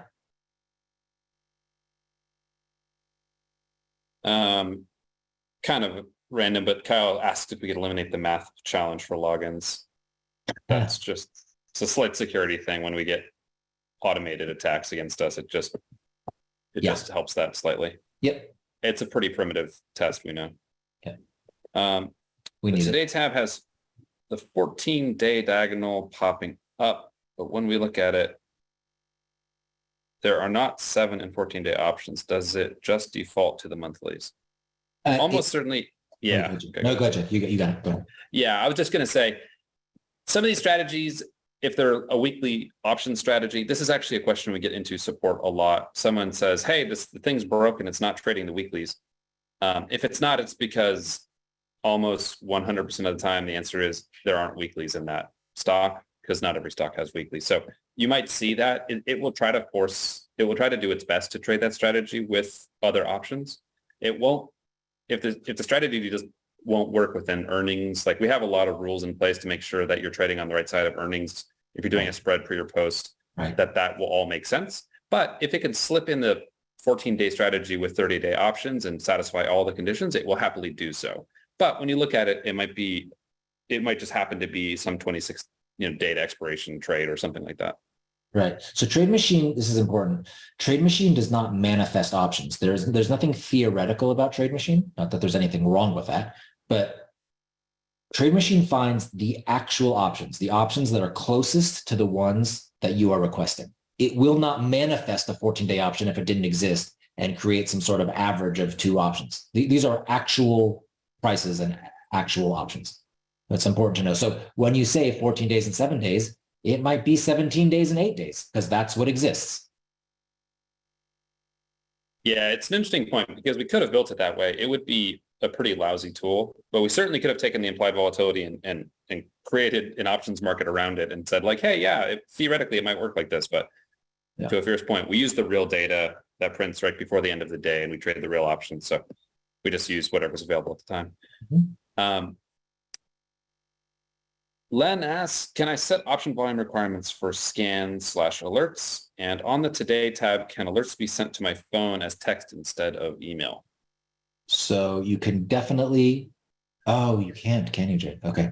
So no, on the Today tab, no. Yeah, I said it outside. I said it out loud because that would be a nice thing to do. It's a good feature request.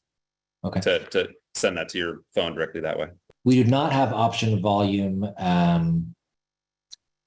filters. The backtest tab will tell you when you're backtesting something that didn't have good liquidity. It's not actually volume, it's liquidity. So let me pick a stock that has terrible liquidity. Yeah.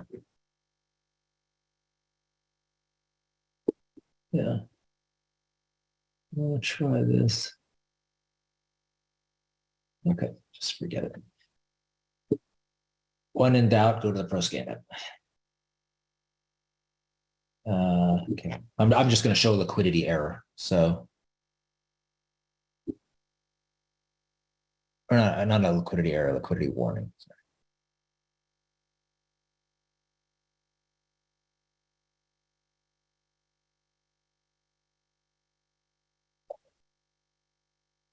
I feel like there's 100,000 people on TradeMachine right now.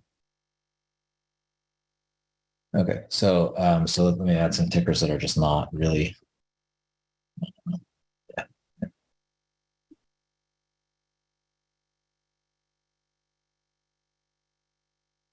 Okay. So it'll tell you when options can't be found. And if there's poor liquidity in something, it'll actually give you that warning. I'll do the NASDAQ 100 and just try this, and you'll start seeing them in red. So just let it run for a second.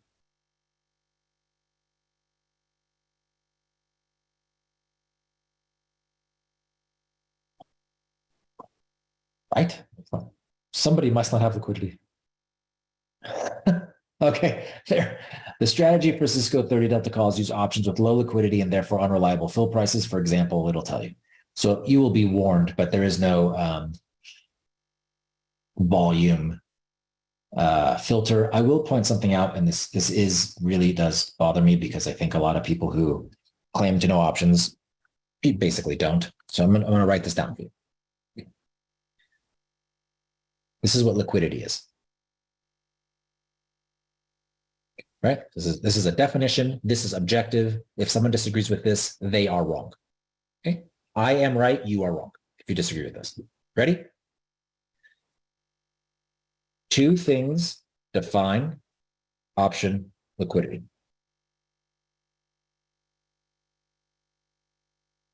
And volume is not one of them. The first thing that defines option liquidity is the depth of the market. Okay? The depth of the market means how many contracts are available on the NBBO. So if an option is priced $1 at 105, they're like, oh, that's liquid. No, what if there was 2 contracts you could sell and 3 you could buy? Okay, that's really bad. That's bad liquidity. People aren't trading in general 2 and 3 lots. Okay. The second thing, of course, is the width of the market. So that is to say that if something is $1, oh my God, $1 at $2, and it's like, it's like 500 by 500. It's like, oh my God, that has great depth. Yeah, but the market's really wide. Liquidity in options is defined by the depth and the width of the market. Volume is not a definer of liquidity. It's true that if there is good depth in a market and there is good width in a market, which means there is good liquidity in a market, it's probably true that there's good volume, but it doesn't have to be true. And if there's a lot of volume in a strike, it's probably true that there's good liquidity. There's probably good depth and good width, but it doesn't necessarily have to be true. There can be a lot of volume in illiquid options. Liquidity is defined by the depth and the width of the market. Volume is not a definer of liquidity. Yeah, someone might call into the floor and get some 10,000 lot put through down in a pit with a bunch of guys that agree to do it. So it prints some huge contract coming through, but the options could be super illiquid at the same time. Right. So you could see it. That's exactly right. You can see huge volume because there was a negotiated trade between a broker and an option market maker, which happens all the time.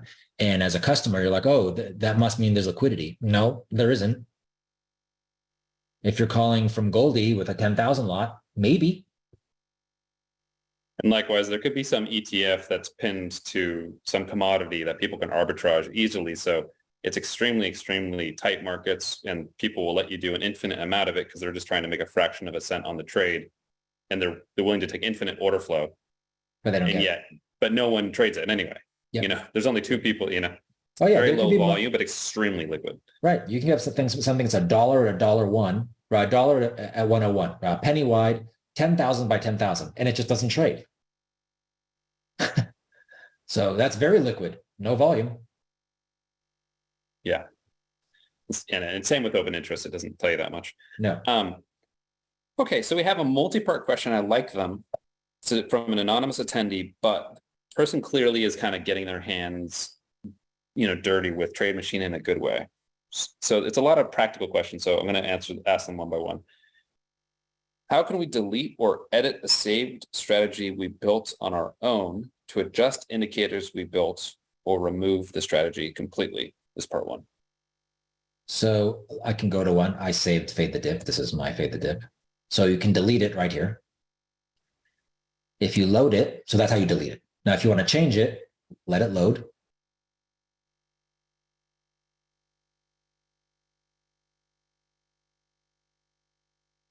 Okay. And let's say you want to change a technical opens, you want to change it. So let's say you just don't care about RSI. Okay. Great. It's going to redo it. Now you can save this strategy and give it a new name, new name. So that's it. So you can delete the old one, save the new one. Yeah, and when you delete the old strategy, it shouldn't change your current settings. It just removes it from your saved list. So then you can immediately save a new one. And now you guys see a strategy that I've saved in Y. Go ahead. How can we delete alerts set based on these strategies personally built so I don't get those alerts any longer? Yes. So let's say I wanted to I wanted to delete all my Apple.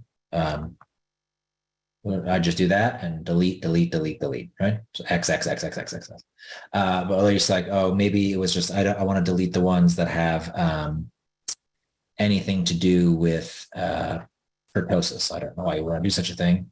Oh, it doesn't search that. Interesting. Or certain conditions. Does it search conditions? No. Okay. So Jade only searches ticker and alert type. Yeah, I think we did that because people were trying to search for ticker, and when we allowed it to search for everything, it was too verbose. I think you can sort by, however. Right. I think you can sort a row by one of these conditions. So you can search, you can sort by if you're like, oh, I don't want anything that has, 14 days pre-earnings. Delete. Right. Actually, my stock below ones I can delete. I actually don't need this anymore. There's a perfect example. Yeah, and so basically, it's a little cumbersome. It would be kind of a cool feature if you named a strategy and we save that automatically in the notes. That would be cool. Basically, the simplest way to do it would be to look up the conditions and then sort by the conditions and just delete all the ones with that condition. And if you order by that condition, then they'll all be stacked up together. It's a two-step process, but you can do it. If I wanted to delete every 14-day pre-earnings trade, you see I sorted by condition. No, I just deleted them. Okay. But yeah, I really like those questions because clearly the person was really getting into TradeMachine. Yeah. Okay, so kind of back to a different topic that we started on earlier, but what's the rationale behind why kurtosis and skew improve results? So I can tell you a little bit of it, but I can't tell you all of it because I'd have to reveal the proprietary measurement. But broadly speaking, it's the idea that stocks which have unusually large returns unusually large returns and unusually common number of times tend to outperform in the next year. And equally, probably those that tend to have large negative returns a large frequency of the time, an unusually frequent number of times, tend to underperform over the next year. That's the rationale, broadly speaking. How it's been refined is just something I'm not going to share. So just so you know, the rationale behind it is more nuanced than just those words. Great. Ed asks, will you ever add the ability to have our own watch lists on the Today tab instead of just the preset ones? I think that's would be a great feature.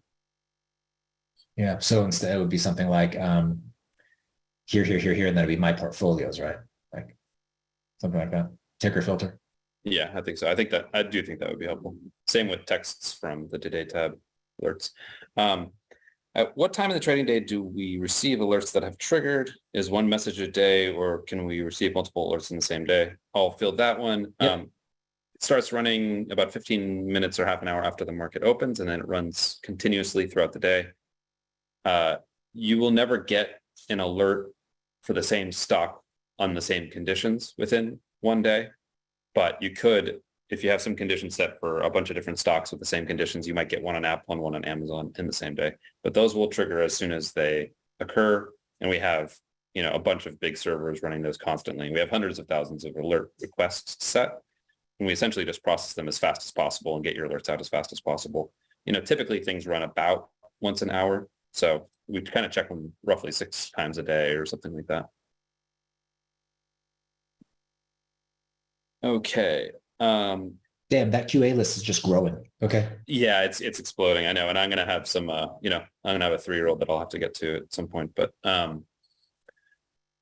what is more important, technicals or skew kurtosis? In my Also, mind, oh, pardon me. Finish the question. I apologize. Oh, it says also the trades in TM are 60 days to expiry, but the kurtosis skew are 6 months to 1 year. How do you trade this? Okay, and some interesting concepts coming together. Yeah. So the first question is, what's more important, technicals or skew and kurtosis? I've never seen anything more important than kurtosis. So I can just tell you that right now. The question you asked about the length of trades. First of all, the length of trades in TradeMachine are up to you, right? This is all settings. The ones generally in our scanner or the Today tab are generally 30 days or less, like trade time, 30 days, 7 days. The skew and kurtosis results, so the historical net skew and kurtosis, have impacted the returns, even if it's, let's say, a 2-week trade. And that's what I showed in that webinar. And then, so it's sort of, was it kurtosis? Did I spell it right? Yeah. So if you go here and then go to this webinar, you'll see exactly what, you'll see exactly what I mean. So the answer to the question is, that behavior, that, let's say, outperformance behavior, is, let's say, evenly distributed throughout the next year. I have no reason to believe one way or the other that it's uniquely powerful on day 7 and not uniquely powerful on day 214. I haven't seen that. Yeah.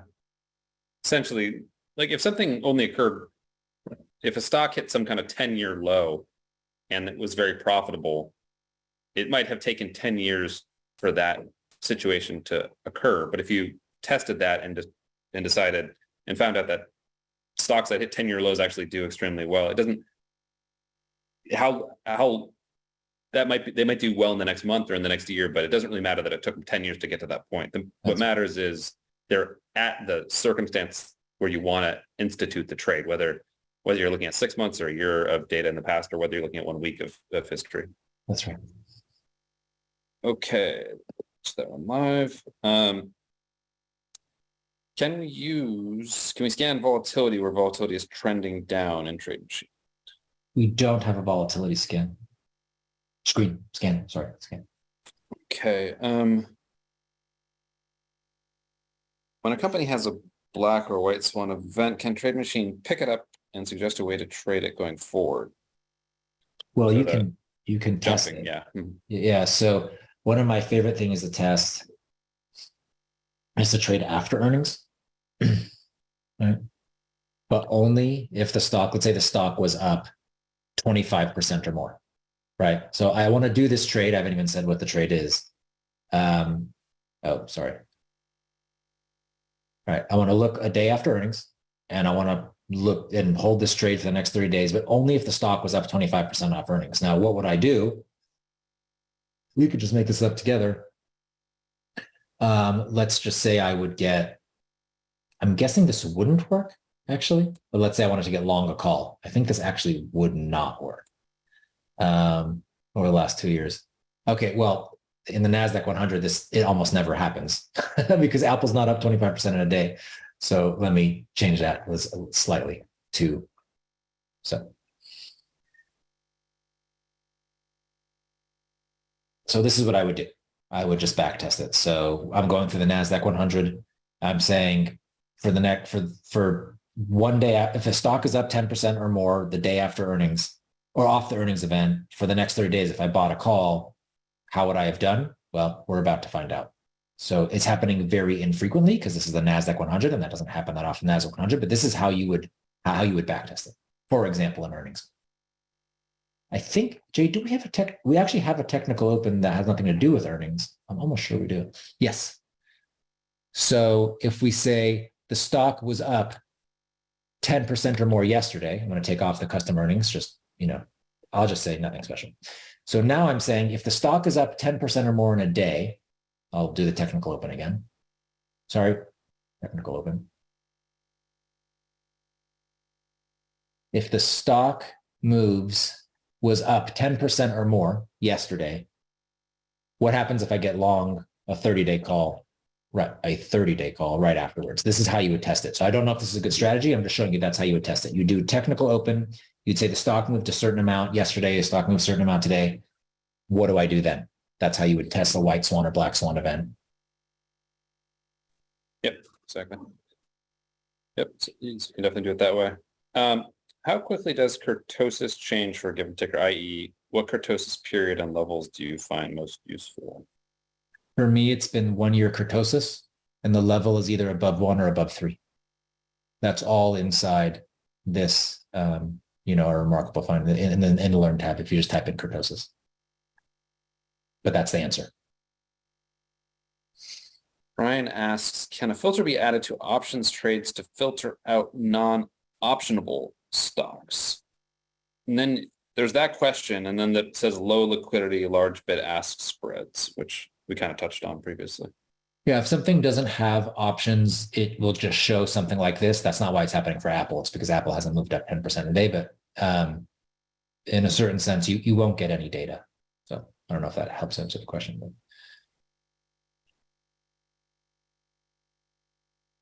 Says, so there's feature request stuff mixed in here. Some of them are good ideas. Someone asks about like a bull market, bear market condition be added to a scan.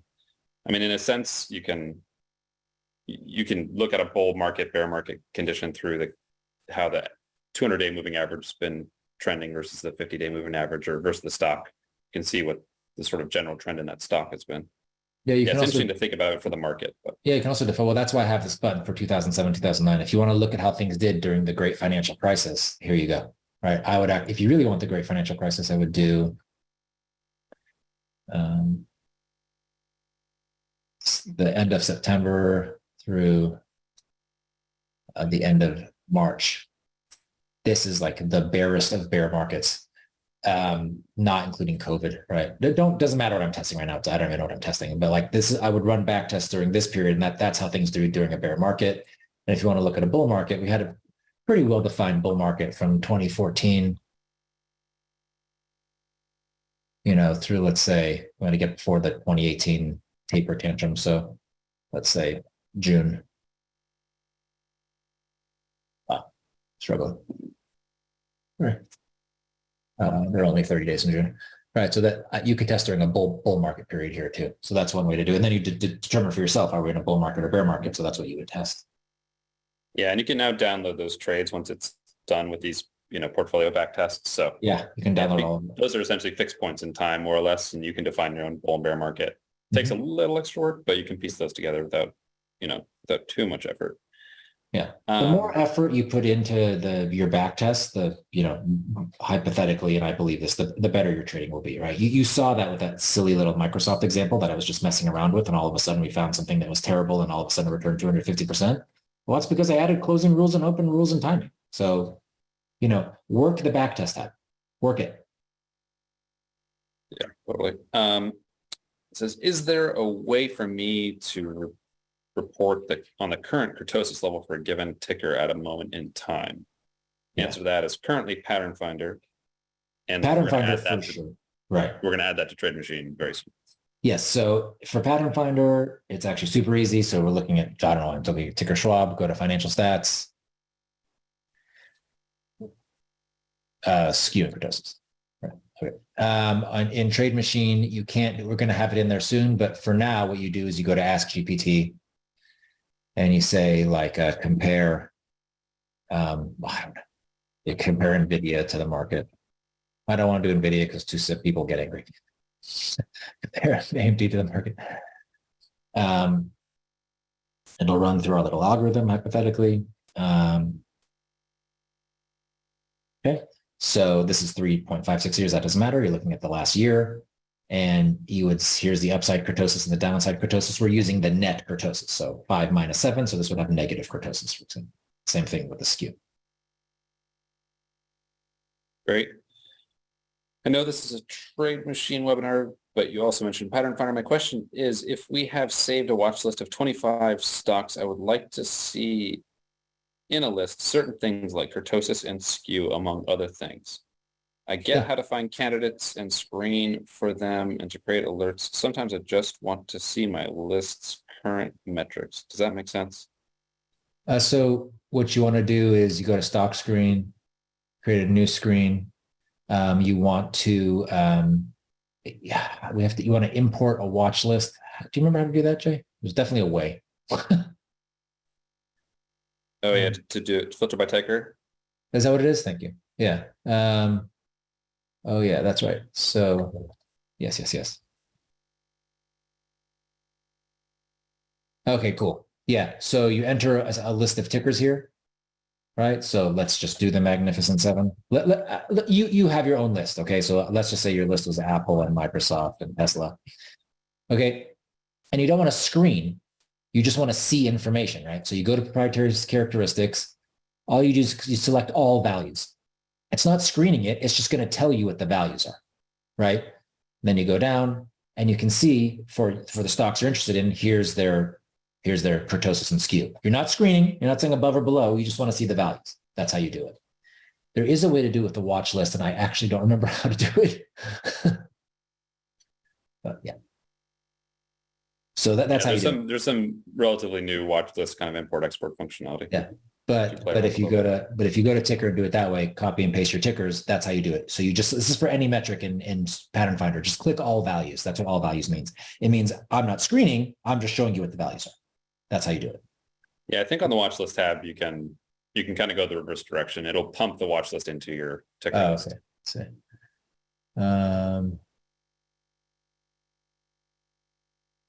Oh yeah, view a screen. So I have something because here's my watch list. View it as a screen. Here it is. Now I can edit the results. And let's say I just wanted to see, revenue growth. I don't want to,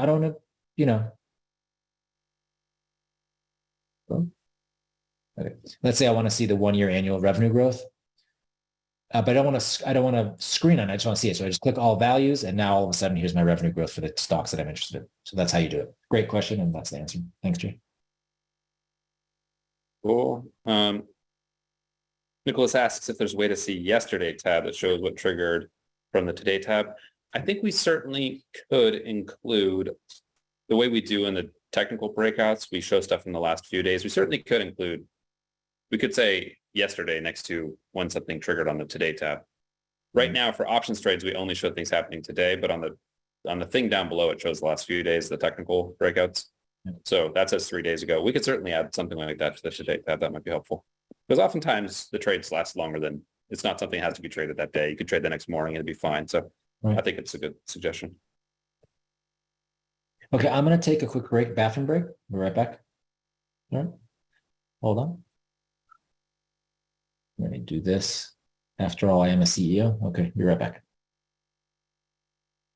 I can answer 1 or 2 questions while he's away. It says, what are the max number of tickers that can be back tested?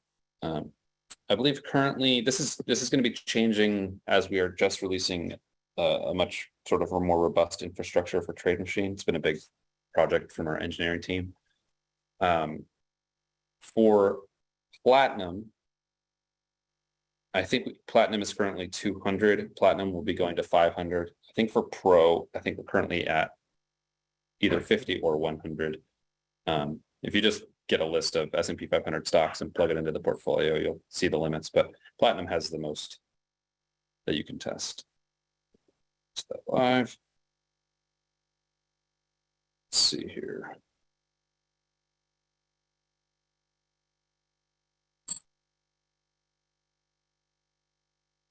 Do I need stock TradeMachine and TradeMachine Pro? No. TradeMachine Pro includes everything that stock TradeMachine has.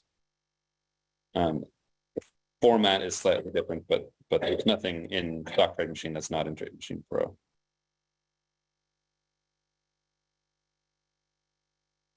Let's see, many of these are wanting to show it in the tool, and Ophir has control of the screen, so I'm kind of skipping past it.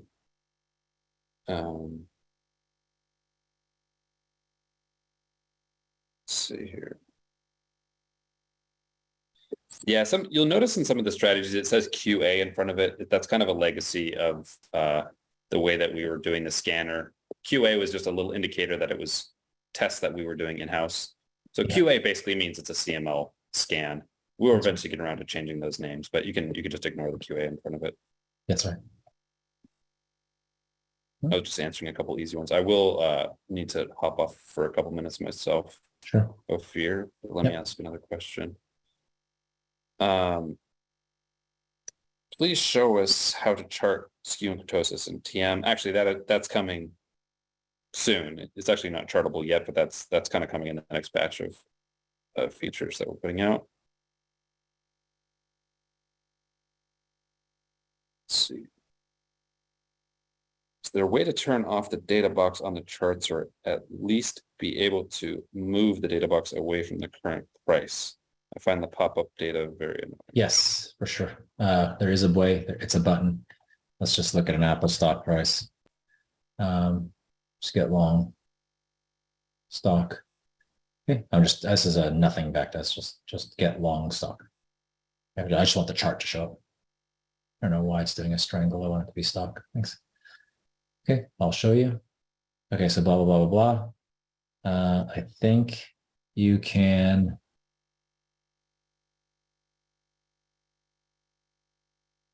Oh, is there not a way, Jay? There is definitely a way in Pattern Finder. On the create tab. Okay, yeah. I think we have that feature, but we can definitely add it to the today tab. Yeah. So on the create tab, you can do that. So, so we should do it on this. So like, I'm getting long Apple, just let it do its thing. Yeah, you can hide tooltip, and that's gone. Magical. You can do the same thing in Pattern Finder. Can you check the draw tools on the backtest tab? I actually had thought it might just be in the development environment, but I thought we had add that. It might just be somewhat hidden. Or maybe it's just sitting on a dev box that hasn't been out yet. Stuck. I don't know why it's doing that.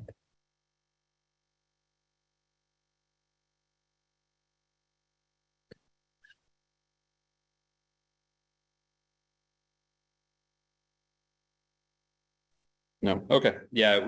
That's in development. We can get that out. Yeah. It would just be a button that says like tooltip on and off. That's how it is in Pattern Finder, by the way. If you go here, tooltip off. Now it's gone. You just get the crosshairs. Okay. So I think there's a little confusion over the custom delta settings. So I think that is definitely worth touching on. In terms of like if you click on a pro scan or something on the today tab, it says that it appears when I click an option test from the today tab, it will use your deltas only if my settings use my own deltas is not checked. Thanks. Yeah, that's a little bit of a confusing part of TradeMachine that's worth touching on in terms of it toggles back its own deltas essentially. Yeah, if you click on a strategy, no matter what, it should use the deltas of that strategy. But if you're talking about all five, remember a backtest on the today tab is only one delta or a set of deltas. If you have use your own deltas and you're looking at all of them, I'm not sure what it will do, Jay. If I click from no, it'll get overwritten. Yeah, if you said use your own deltas, it'll get overwritten. But it can sometimes load the setting in from the actual shared backtest. Right. So it'll kind of overwrite your delta for that shared backtest. It'll overwrite your deltas, yes. You'll inherit the settings from that backtest. That's right. Yeah, and also typically, like if you click a pro scan and you click that one scan result, you could show them that real quick.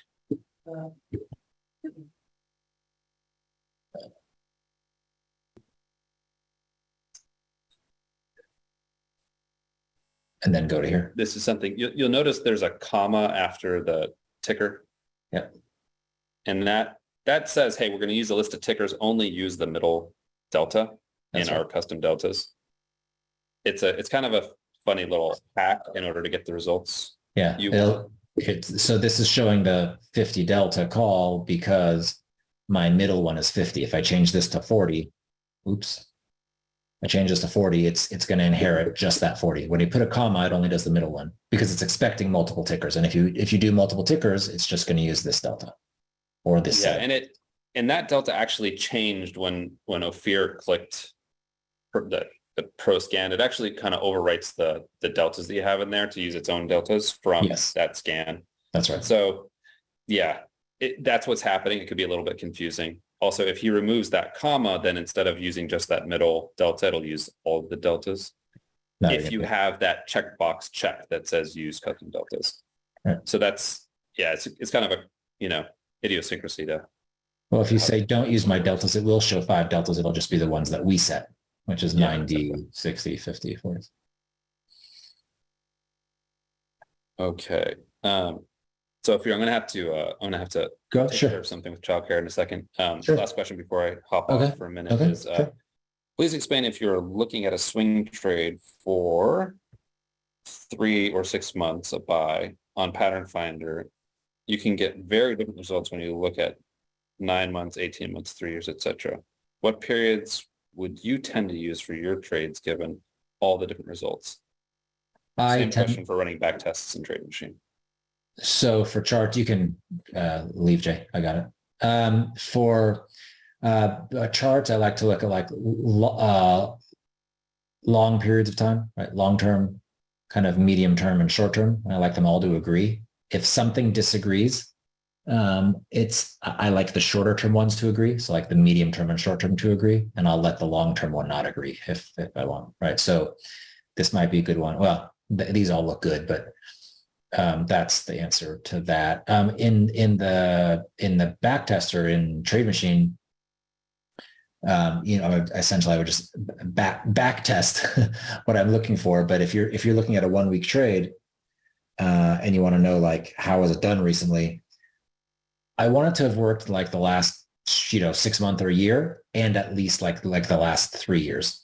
The reason I'm not a huge fan of like 5-year and 10-year back tests, to tell you the truth, is because the option market tends to move in volatility regimes, and you're probably crossing over a volatility regime if you're doing a 5-year back test. So it doesn't really matter necessarily if the back test worked over 5 years. What matters is it working in the current volatility regime?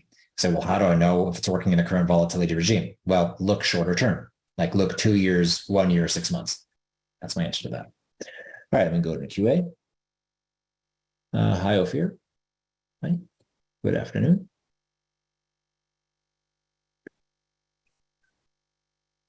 Oh, I see what Jay was doing. He's going to the bottom. Sorry, just going to the catching up to where Jay was. Done. Okay. All right. Questions. When looking at a ticker in Pattern Finder on the Financial Stats tab, when the T and S are positive numbers, that represents upside greater than downside for that period, correct? Yes, I think you're talking about skew and kurtosis, if that's what you're asking. And yes, that's right. So in Pattern Finder, if you go to the Financial Stats tab and you go down to tail and skew analysis, TNS, if this is a 7, what this means is that it's the net kurtosis, right? The upside is this much larger than the downside. That's what that means. So that is correct. Okay. So a question, can the general market condition be added to this type scan? And I think we covered that. Okay. For those who trade the NQ futures, have you seen any applicability of setting up a custom scan of the Magnificent 7 to 10 of the biggies to gain any directional insights in the shorter term measured from 1 day to 1 week? I haven't done that, but my expectation currently, although it has been rebalanced, so before the rebalance would have been yes. The indices, that index NQ has been driven by those 7 stocks. There has been a rebalancing. So I would generally say probably. I can't say that I've done it, but I'm going to say probably. Aren't there times you want to test positive and negative kurtosis separately? Same for skewness. Net kurtosis, yes. There is not a time where I'd want to test just the positive kurtosis and not take into account the negative kurtosis, because when you're testing net kurtosis, you're inherently sort of implicitly accepting the dynamics, the return distribution dynamics of the stock itself, right? So a stock that's very, very volatile will have a naturally larger kurtosis on the upside and the downside. Well, that doesn't really help me. What I want to know is the net. And equally, a stock which doesn't trade with great volatility will probably normally have smaller upside and downside kurtosis. Again, that doesn't really interest me. I want to know how much more the upside kurtosis is than the downside kurtosis. Hi, I'm currently a CML Pro and paid Pattern Finder subscriber. I used to TradeMachine, but canceled it. If I need to get TM Pro, what is the rate going to be? So if you're a Pattern Finder subscriber and you get TradeMachine Pro will be the normal price, but then we will turn your Pattern Finder into an $11 subscription. So that's the discount. Ultimately, that's the net discount. Okay. Answer live. Is it possible for TM to show skew and kurtosis value to be shown in the backtest chart similar to how ours are? Yes, that's coming very soon. That's right. Soon we're actually, so I'll tell you the steps that are going to happen. First, what's going to happen is if you do any stock, you do a backtest, we're just going to list all four. So both skews and both kurtoses here, right here, just like next to the stock price. I find it to be as important as the stock price. That's coming first. Then we're actually going to chart it. So yes, that's coming very soon. Okay.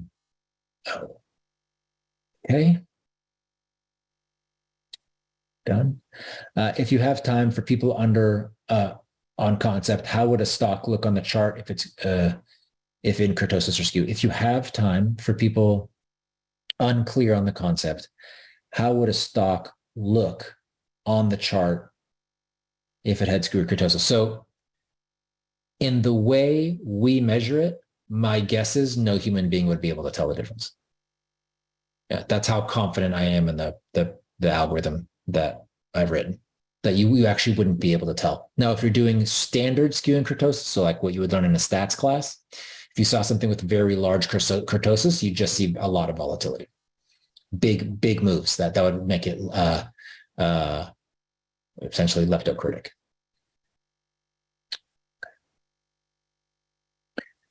Backtest and liquidity. TM backtests often flag low liquidity. Does TM go ahead and still include this in the backtest, or does it ignore it? Does, yeah. In a backtest with a large ticker count, the tickers with warnings appear in red below the test and then disappear. Is there any way to get that back or to flag them? They should cascade. Is that not right? Let's do S&P 500 and let's do I'm actually testing this. I don't know. I'm just running a whatever trade. I want to see liquidity warnings. Not happening. Let me go to something else.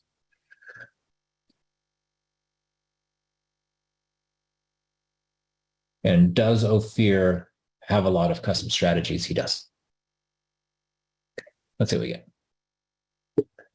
I'm just trying to get a lot of warnings. Hypothetically, you're going to get a warning in red about a ticker having low liquidity, and they should cascade. So it should be below it, So they shouldn't actually just, okay, good. Here's AAL. But then we want another one, basically.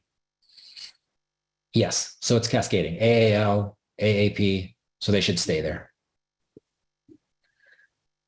Okay.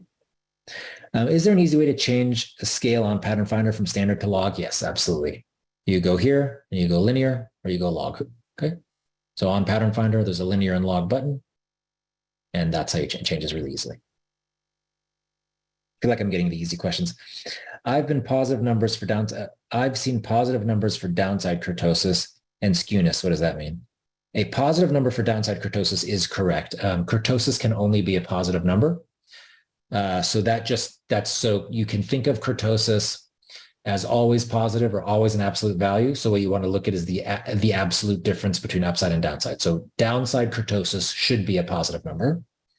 And then Max asks, and a positive number for downside skewness is just a weird data bug. You should not have a positive number for downside skew. That doesn't make sense. I believe you're seeing it, so I'm believing you. I'm just telling you that that's our error. I see like, here's one, 0.05. This is net. No, net is okay. Sorry. If you're talking, Max is probably talking about actually this. He's talking about if you ask GPT. Yeah, this is what Max is asking. All right.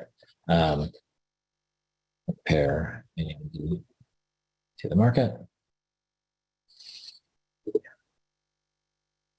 So Max, you should not see a positive number for downside skew. So here's downside skew. This should always be negative. And if you see a positive number, then it's essentially a data error. So good question. All right. When will skew and kurtosis be added for indices and sectors? I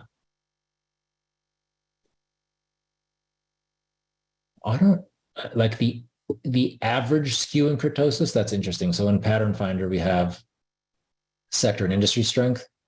We could add the average skew and kurtosis. That's doable. Yeah. All right. Why should we believe that the return distribution characteristics of a stock will apply into the future?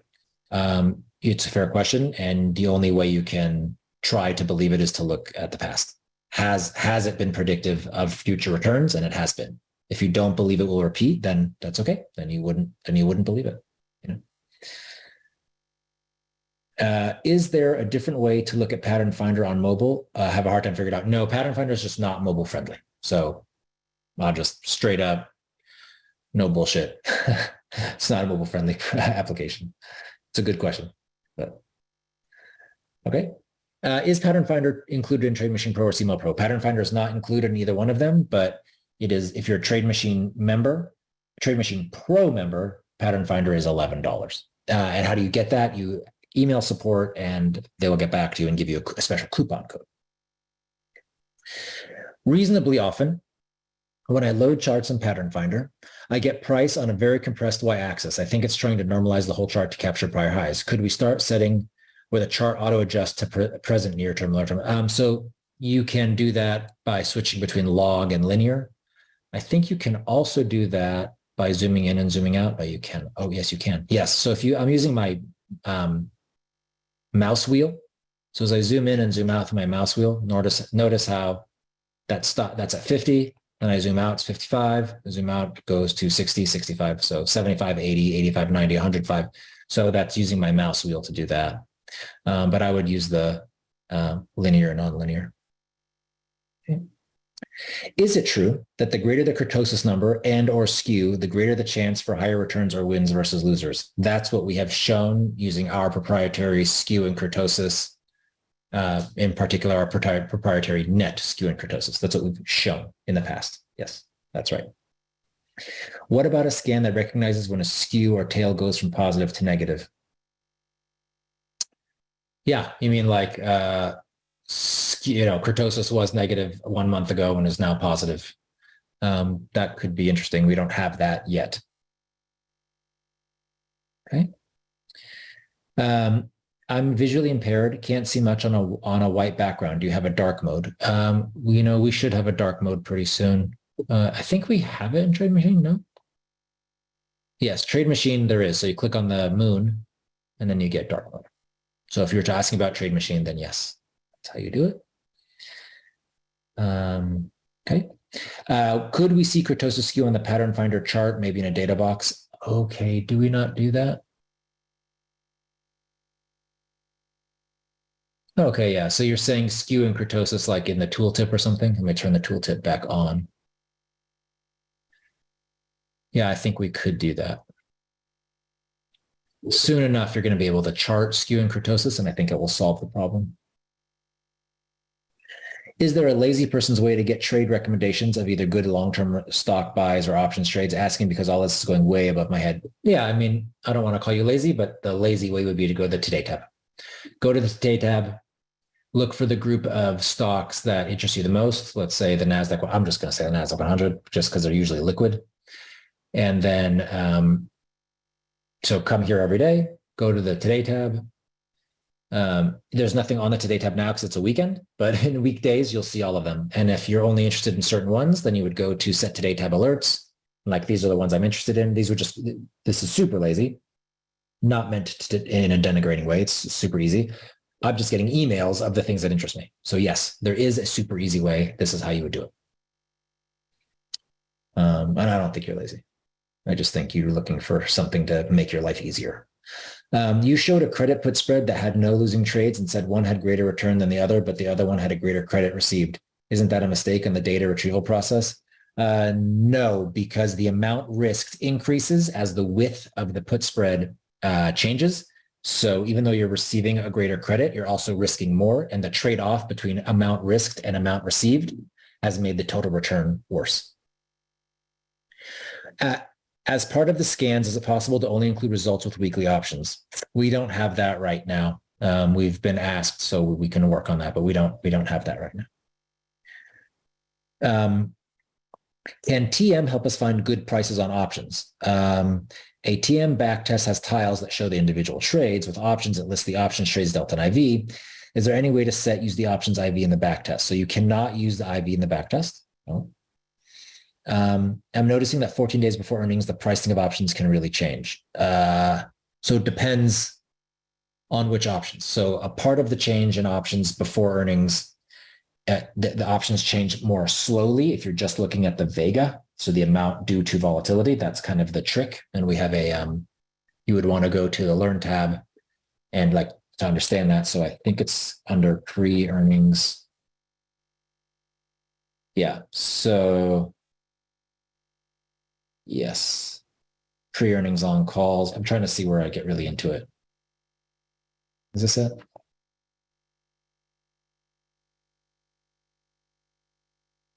Yeah, so if you look enough through pre-earnings, you'll find what it is I'm trying to do with that trade. So Vega should actually change very little, and that's the benefit. Whereas options that are expiring before it, which are the pre-earnings diagonals, you're getting the great benefit. And I show a chart of how Vega, or option, just in general, how option premium collapses after earnings, stays a little less curved and a little more linear when earnings are there. And it's that behind this pre-earnings trade and these pre-earnings diagonals is a volatility trade.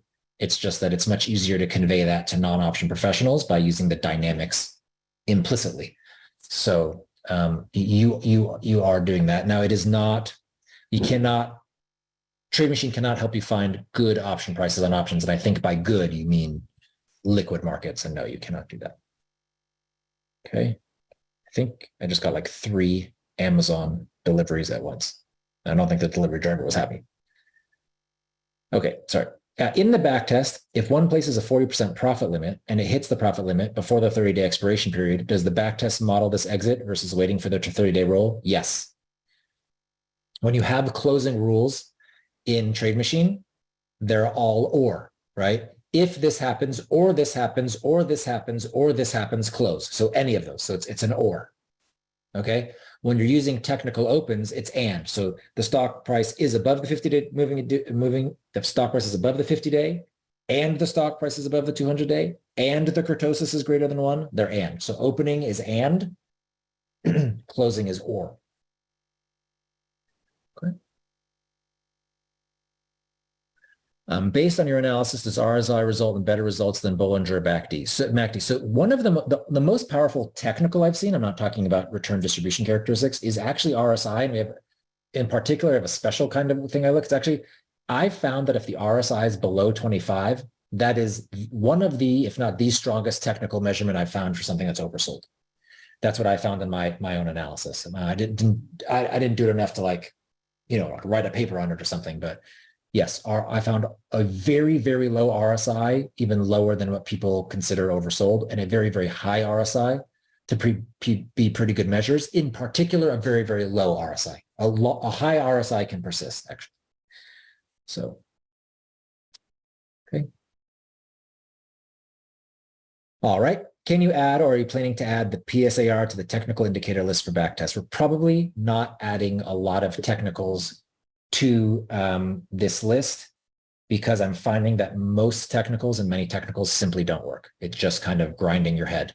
So you'll notice that there's not a lot of technicals here, and a lot of them aren't really technicals. It's like stock moved by a certain percent in a few days, stock moved by a certain percent yesterday or today, or the stock price. These aren't really technicals, right? These last 4 are return distribution characteristics, and this is the VIX, the level of the VIX. There's very few technicals we have here. From what I've tested, technicals generally don't work. Some do, and they're in TradeMachine. So why am I not adding others? Because I don't find them to have value. It doesn't mean you don't find them to have value. That's what I think. Does using GPT along with kurtosis improve the profitability? Historically, yes. You don't have to use GPT, just kurtosis. Will I get an alert when one of the closing criteria is met? I don't think so. No, I think alerts are only opening. Yeah, it's a good question. It's a good question. Is there a way to filter portfolio strategies by alert recency? E.g., perhaps a bullish trade alert fired a few days ago. The stock dipped to support 3 days later, but the trade still has time to be profitable. It may be present an area to add to the position. Could this alert be found in portfolio screen function, essentially asking if there's a filter for live trades? Let me just think for a second. No, I don't think we have that in TradeMachine. Sorry. Do we get closing alert? Someone asked the same question. No, we don't get a closing alert. You can set a closing alert, right? So okay, I shouldn't have said no. I'm going to do a simple trade and show you what the alert is. Okay, let's do Apple. I want to get longs. Let's just do stock. And my one technical condition is that the stock, as long as the stock's above the 50-day moving average, I'll get long. Okay, so here's a back test over 2 years. Oh, and I want to close the trade after, let's say, I don't know, it's a 30-day trade. So, okay.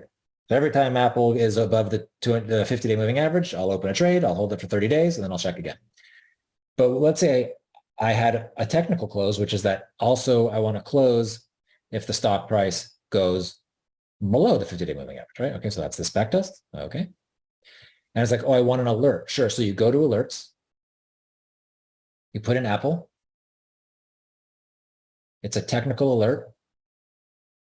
It's when the stock price is below the 50-day moving average. When I add this alert, so I'll just call it now, close my long. Oops. So yes, if you do this and add the alert, yes, you will get alerted when it's time to close. You just have to set, so I shouldn't have said no. Yes, you can. You just have to set it explicitly. It's 2 different alerts. One alert is for the open. One alert is for the close.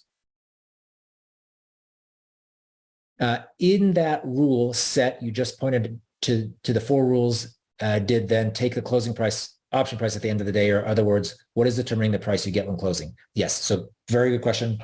TradeMachine uses 15 minutes before the close, when options are the most liquid, to set its open rules and its close rules. You can do as you like, right, as a trader. I don't follow end of day rules all the time. Sometimes during the day, I'm like closing, opening.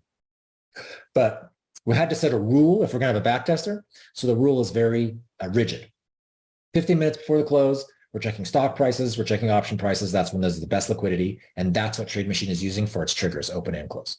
Good question. TM shows total return for back tests. Is it possible to easily see average return? Yes, it is. So I'll show you how. Let's get long a call in Apple. And every, 60 days, go here and average return. So you click in the tile, average return.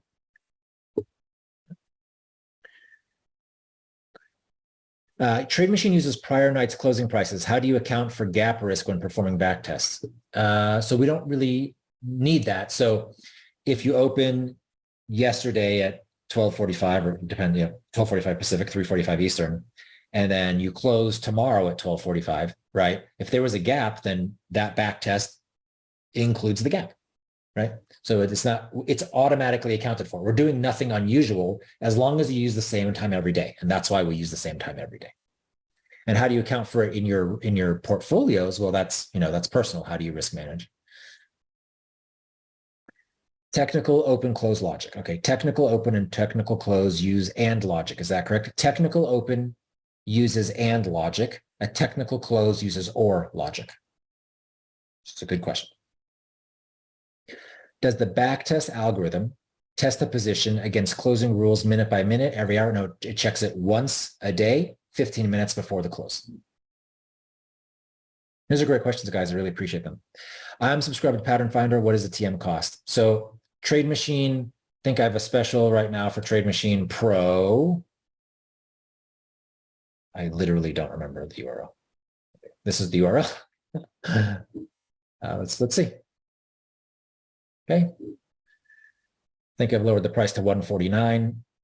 normally 209. So that's how much TradeMachine Pro will cost, but then come back to us for Pattern Finder. Your Pattern Finder will go down to $11. So the discount you're getting is that your Pattern Finder subscription goes down to $11 a month. Are there plans to add candlestick patterns to the possible screening criteria in the future? So you're talking about like either intraday or actual candlestick patterns. I don't think so. I've done roughly some back testing on it and I haven't found any edge. So unfortunately, there kind of is a king to what goes in and comes out. And it is me. It is I. If I don't find something working, I try not to kind of muddy the waters. Have you considered offering a one-on-one coaching how to maximize your TradeMachine? We actually did have that, and nobody took us up on it. Oddly. Can you share the link to enroll in Pattern Finder for TradeMachine subscribers? So just go to any Pattern Finder page, honestly. Just go, you'll overpay, email support, you'll get a refund, and then your monthly cost will be set to $11. If you don't want to do that, you can email support and they'll send you a coupon code. But if you really just want to get started right now, because you're like, I want to do, I know, especially for retail traders, like I work during the weekend. The weekend is when I trade, is when I plan. Just do it. I promise you we're going to send you a refund and get you $11 a month. Or if you're not quite that in a hurry, just email support. So either one. CML is one of the easiest companies to work with, in my opinion, as a consumer. Basically, what you ask for, we give you.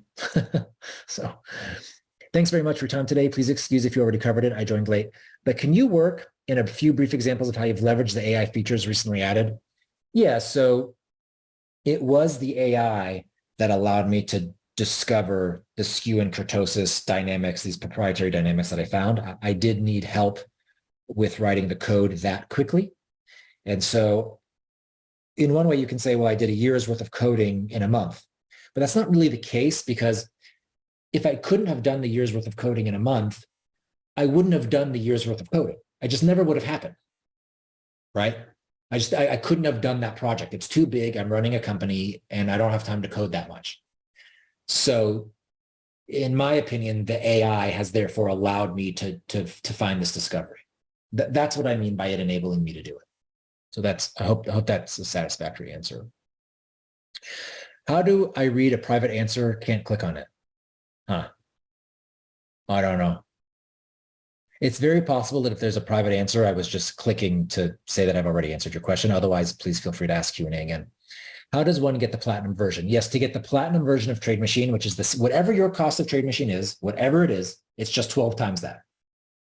In order to get it, you have to email support. And they'll send you a link for 12 times that. Just remember, you're signing a contract which says, even if you cancel before 12 months, we're not sending you a refund. You're signing up for those 12 months because we are essentially reserving infrastructure for you. Okay. So yeah, just email support. Then just program the auto trade to buy at midpoint between bid and ask. Okay, that's fair. So Ted is referring to something I said, why don't I do auto trading? And I said, it's because people are going to get burned with the bid offer spread. And he's saying, well, yeah, sorry, dude, you can actually program it to do mid market. So thank you. And that helps me, that encourages me to consider that idea. So thank you for that. Where on the site do you explain the definition of bull squeeze and bull mammoth? Sure. So go to the Learn tab.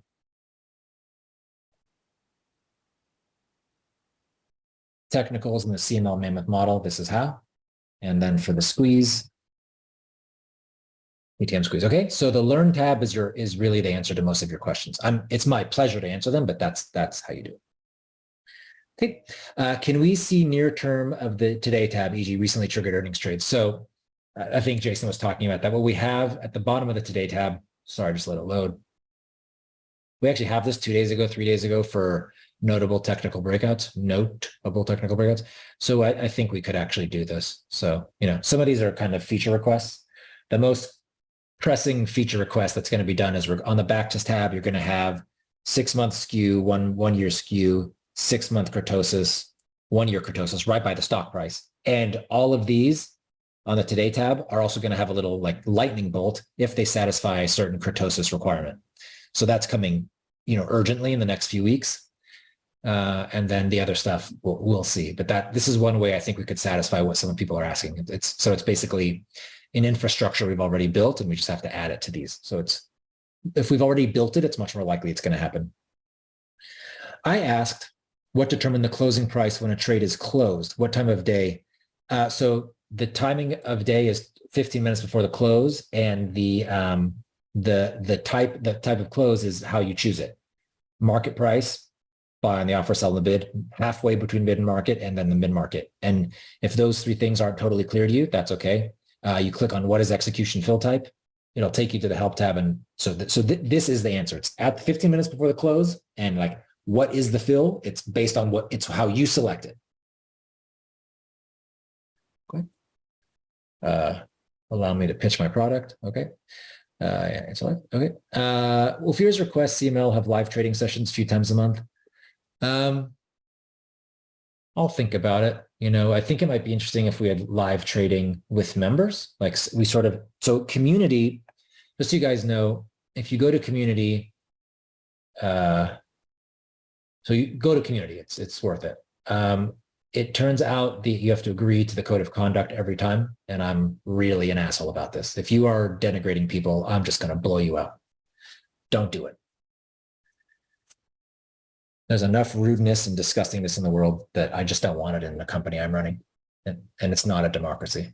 So the community in general. So, okay. Broadly speaking, why do people cancel products? Not just TradeMachine or CML Pro. Just like, why do you cancel your Disney Plus? You cancel things because you're not finding value in them, whether it's trading or otherwise, right? Why do you not pay for, like your Disney Plus? Because I don't know, you don't find Disney Plus valuable anymore. So if people are canceling something less because they do a certain action, that means they're getting value out of it.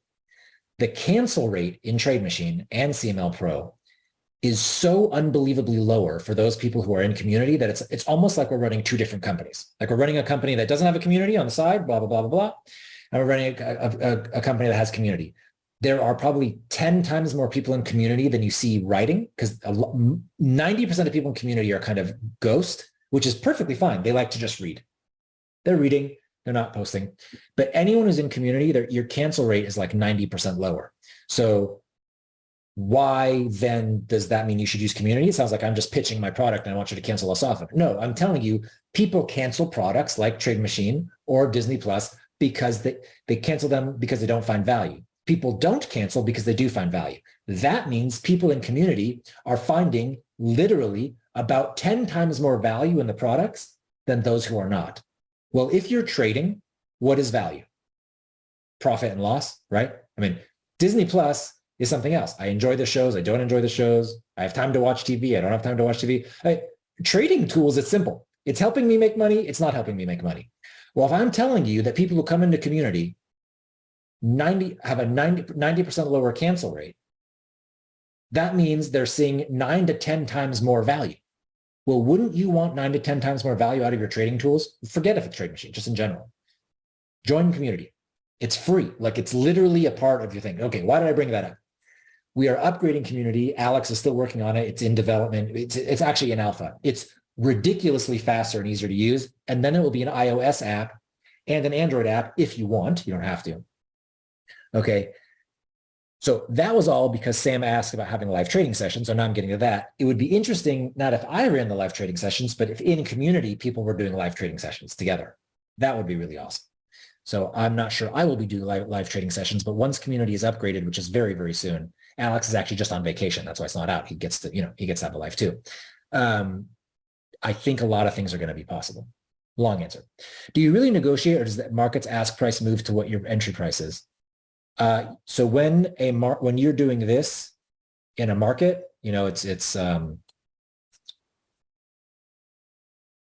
if a market is $1 by $2 and I'm putting in a $1.60 bid, that's a negotiation. It's an electronic negotiation. Option speculation seminar was awesome. Thank you, Chris. That was a fun one. I really enjoyed that one. Does the backtest algo test a position against closing rules? Okay, yeah, sorry, I was answered. Options alpha lets you negotiate trades robotically. Okay. Over the years, I can't count how many times Ophir has said, write it down. Amen. Can the scan be done only in tickers with tight bid-ask prices? We don't have that. Any thoughts on being able to backtest zero DTE options? Well, first of all, we wouldn't be able to because we're using closing prices only, and zero DTE exist only once. Also, zero DTE options, in my opinion, are just sending money to the market. I don't like sending money to the market. But in particular, the answer is no, because we were using end of day prices for options, not for stocks. Stock prices, of course, are real time. If a stock is listed at the start of the day on the Today tab, yep. If the price changes throughout the day and no longer meets the entry, how would we know this if we open our trades at 3:45 p.m.? You would have to check the conditions yourself. Yeah, it's a fair question, and that's the answer. Oh, sorry. He just said, never mind. I thought, okay. He said, never mind. Sorry. Can you possibly change to a larger font within TM and or change the background color? Yes. So here's how you do that. Here's the back. Here's go to night. You go to, I'm just going to show you how to make the font bigger. So let me just pull something up on the screen. Okay. Let me just let this load. I'll bet you if I was to look at TradeMachine right now, the traffic is like 10x. By the way, TradeMachine is getting a huge upgrade in the backend. Just so you guys know, it's going to be so much faster. It's going to be insane. And we are moments away. Okay. So if you're in any web property and you're like, man, I would love it if the font was bigger, you can do it yourself. So go to update, go to zoom and click like 150%. And now you've got bigger. So you don't need us to do it. You can do it yourself. And now you've got your bigger font. So I understand that smaller fonts are hard for you, which it's fine. Welcome to aging. I'm aging too. I'm 47 and I generally have my browsers on 110%. So you can feel free to do that on any web application. I hope that helps you not just use TradeMachine. I hope that just helps your life. When I see a trade alert in TradeMachine, I now go to Pattern Finder to test for skew and kurtosis. Is that good practice? It's actually really, really, really good practice. Yeah, that's a good way. We need to be giving you the skew and kurtosis here, and we're going to do it very shortly. It's going to be right next to the stock price. But for now, that's a really good hack, Anthony. And yes, well done. You're the kind of person, I say, be the wolf, not the dog. You're the wolf, not the dog. You'll figure things out without a human showing you. May I suggest that you add to the Learn tab for those wanting to trade weekly options that they visit the SIBO site to check what companies offer weekly options? Sure, you can do that. I'll write a note right now. Let me just write that down.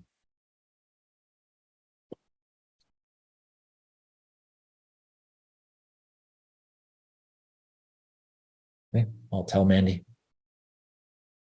Okay.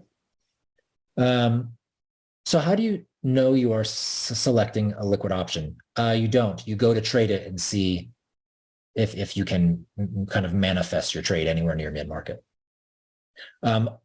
Obviously, if you're looking at a market that's extremely wide, which is probably going to matter most to you, because remember I said that two things determine liquidity, neither of which is volume. It's depth of market and width of market. This probably doesn't matter that much to you. I don't know how large you're trading. Width of market does. If something's very, very wide, there's a very, very good chance you're not going to be able to get a reasonable fill. Doesn't mean you won't be able to. There's a lot in the COB, the complex order book. So try. But yeah, very wide markets might be a no-go. And that's why you want to trade around 50 delta. Those are the tightest markets. And you probably want to be in larger stocks like the NASDAQ 100, for example. It's not that I'm so in love with the NASDAQ 100. It's just that I get good fills. You know what I mean? Can we have a yesterday tab? Okay, answer that. Is kurtosis a rolling figure? Yes, it changes. We measure it every Monday, Wednesday, and Friday. Yes. For a rolling 6 months, a rolling 1 year. The same with skew. How come my questions are not being answered, but I see numerous questions being answered? I don't know. I think I just answered one. Thanks so much. Great session. Have to go to other appointments. Awesome. Could you add multiple kurtosis timeframes? So there is 6 month, 1 year, and through our GPT tool, there is since 2020. So you have 3 timeframes. If I load one of my strategies with custom technicals and backtest, I can add a preset option trade then, such as bull squeeze. Is the backtest using my custom text and the bull squeeze as well? No. It's a good question. Someone is asking if they're choosing bull squeeze, bear squeeze, bull mammoth, or bear mammoth. These are essentially all dominating buttons. They take out everything else. Not custom earnings, but anything in this technical thing, they just wipe them out and you're only using this. It's a good question. Could we get a list of items that have been requested and when it is on the to-do list? We generally keep our development lists private because we have competitors who are trying to copy us. They're doing a shitty job, but I don't want to kind of give them a roadmap to how to not do a shitty job. So that's Ophir, you're an awesome educator and mentor. I'm certain that you have made your most respected mentor, Jim Kaplan, very proud of your learning and knowledge sharing. Oh, thank you very much. That is very kind. And to tell you the truth, all I really do is try to show off for Jim. Like, honestly, that's what my life is. I try to show off for Jim. Like, that's it. I don't try to make money anymore. I just try to show off for Jim. If I can show off for Jim, I'm happy. Are any of these tools useful for zero DTE? So not TradeMachine. I do think Pattern Finder can be. If you go to like 1-day charts, or even even 5-minute chart, 5-day charts, and you go to the minute, then all of a sudden you can see like if there are patterns going on. We don't draw the patterns in, but you can use them. In particular, if you're using 1 day, like this is a 1-day, 1-minute chart, you can start to see things. So it's really easy for me to look at a chart and then in retrospect say, see, it's really obvious. So I'm going to do the thing that everyone does that's stupid, but I'm just going to be stupid right now. Like if you're seeing a double or triple top during the day, it's no different than seeing a double or triple top on like an 18-month chart. Like you've kind of topped out, right? And you can see that's what happened. Similarly, if you're seeing a double or triple bottom here, here, and here, it's no different than seeing a double or triple bottom on an 18-month or 3-year chart, which is like, okay, this is probably the bottom, and that's what happened. Now, yes, did I choose a chart and am I using the past to show you that I know what I'm doing in the future? Yeah, I mean, kind of. So I wouldn't take what I said like so with such vigor, but the patterns on intraday charts, in particular double tops and triple tops and double tops and triple bottoms, are not so different than what you would see like in a 3-year chart. Like they're all kind of the same thing to me. Okay. I hope that helps you. Hey, Ophir, when one goes from backtesting with a certain set of conditions, i.e. Microsoft long call you went over a few minutes ago, closing when the stock is less than the 200-day moving average, noting the results, and then adding the kurtosis greater than 3 bullish technical open condition and rerunning the backtest to show improved returns and win rates, isn't that just the same ticker? Yes. How did Microsoft or any other given stock generate any different, better results over the same test length evaluation period than before the kurtosis condition? Because you are opening at different times, right? In particular, if you have a backtest which says, sorry, it's hard for me to look at dark screens. I know it's hard for some of you guys to look at light screens, so we're going to have to compromise on this one. But I'll just take the Microsoft trade. And I think it was long a call 1 day after earnings, and then closing 30 days after earnings, and then using a stop and a limit of 40%. Something like that, right? Isn't that kind of it? And then the technical open was, I think it was something like that, right? I think this is what I did, got long the call, and I was a 30-day option, I think, right? That looks right? Yeah, whatever, something like that. And then I said, okay, but now only do it. So that's 12 trades. So count 12, right? That means there's been 12 earnings sessions for Microsoft in 3 years. So it means after every single earnings, it did this. When you go to the technical open, and you say only when the kurtosis is greater than 3, you're going to get fewer trades, right? Right, went down to 4 and 2, right? So that's how you're getting different results. Make sense? With the buy and hold strategy based off of kurtosis skew being positive, hypothetically, when would one consider they were wrong? When kurtosis and skew flip? It's an interesting question, and actually that's not what I did in my backtest. I said, if the skew, those three things that are required, the 1 year kurtosis greater than 3, 6-month kurtosis greater than 1, and the 6-month skew greater than 1, and the 1 year skew greater than 2. I just said at any time, if it qualifies, stamp it, get long for a year, and close your eyes. Then close it a year later. That's why I said in the demonstration, I said the trading strategy is kind of a triviality. I didn't try to optimize that at all, like to see if any one of those 3 filters changed, right? So you could definitely do that, and you would probably improve your returns. I can't tell you that you would because I haven't back tested it. But that's what I meant by saying like that stock thing, which has unbelievable improvement, was the trading strategy was a triviality. The idea that that's the optimal strategy is laughable. We are starting an ETF and or hedge fund, and there's benefits and detractors to both. And in that time, I will find the optimized strategy. And then I will do the factor analysis with like an axioma, and then I'll find like the truly best strategy. And I can pretty much guarantee you the difference won't be 20% to 10%. It's going to be a hell of a lot more. Will you be able to use skewing kurtosis as a filter on ProScan? Okay, so not yet, but soon we will have all 16 of the strategies on the Today tab, which are also in the ProScanner, will be here, but they will be with kurtosis and skew filters. So there'll essentially be more scans. Thank you for the tremendous info. Sorry to have to leave. Appreciate your efforts. Thank you very much. Thank you for the entire presentation as well as the personal response to questions. It's my pleasure. Thank you. Will there be a replay of this webinar? And for those of us that missed it, yes, I'm recording it. I missed the first 3 minutes. Jason saved us. This is all being recorded and will automatically be emailed.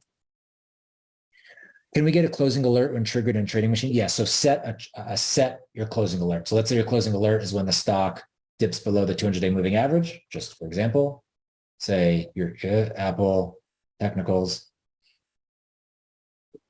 stock price goes below the 200-day moving average. There you go. You're now going to, if that's your closing rule, that's the alert you're going to get.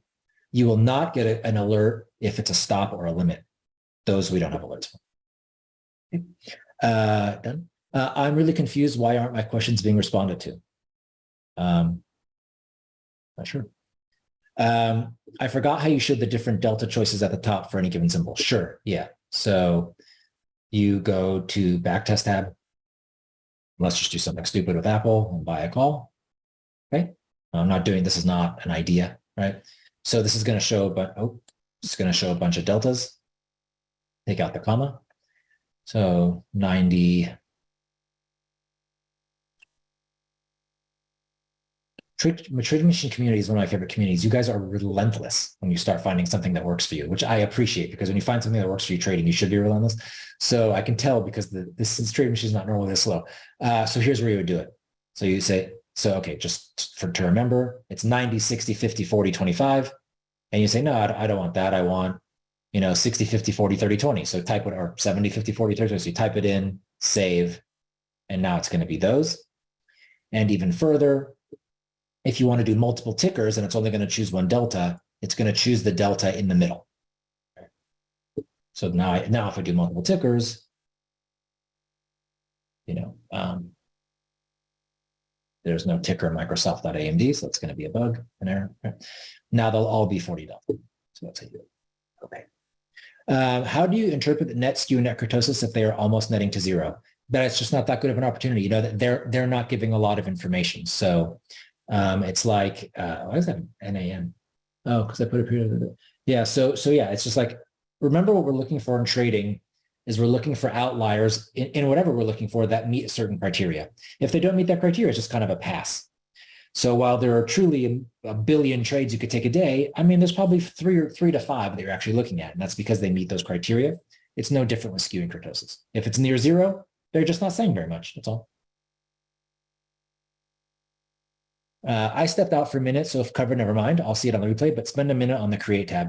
So I'm not doing the Create tab because it's kind of an outlier to the rest of TradeMachine, but there is like just an exhaustive webinar on the Create tab. Just exhaustive.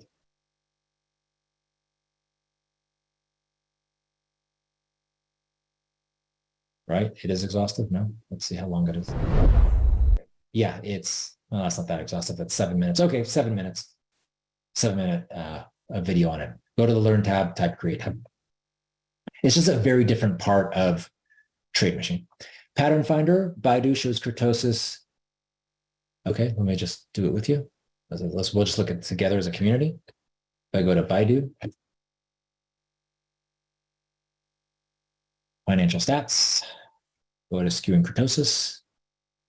Okay, so 1 year kurtosis is negative, 1 year skew is negative, but the 6 months kurtosis is positive and 6 months skew is positive. So the most powerful thing I found is 1 year kurtosis. So this is what I would focus on first and foremost.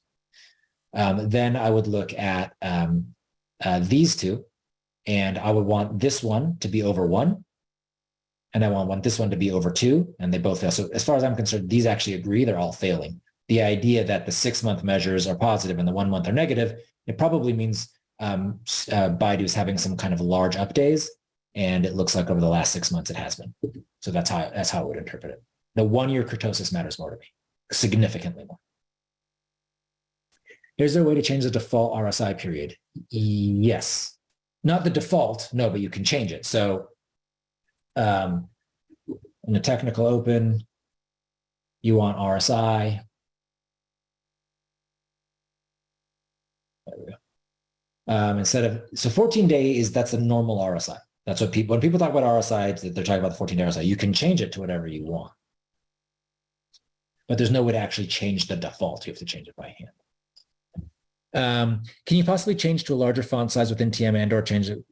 Okay, yeah. So I think we've answered that. Could you explain the efficiency score on the Today tab? So the efficiency score you can learn from the Learn tab. Efficiency score. What is the efficiency score? And then here we go. Okay, so I'm going to push you guys to the Learn tab. Hi, Ophir. Amazing session as always. Can we get a closing alert when triggering in a TradeMachine on an existing alert? Yes. If it's technical, yes. You set a separate alert for closing. In Pattern Finder, can we toggle chart zoom in the most recent bar or further right or tooltip rather than zooming into the center, please? I don't think so. Yeah, you can do that and then you can slide it over. So yeah, you can just take two. So I'm scrolling in with my mouse scroll and then I'm pulling it over. So that's how you would do that. So it's not in one move, but it's in two moves. So you can do it. What is the title of the video that includes a section on OG's way he trades and uses TradeMachine? Yeah, I do know what you're talking about, oddly. That wasn't a very descriptive thing, but somehow you communicated it really well. You must be a good communicator because, damn, that's a good question. Ooh. By the way, there's full options education in TradeMachine, 4 separate sessions that Jason did, like hour-long videos each, if you guys want options education. Man. Such a good question.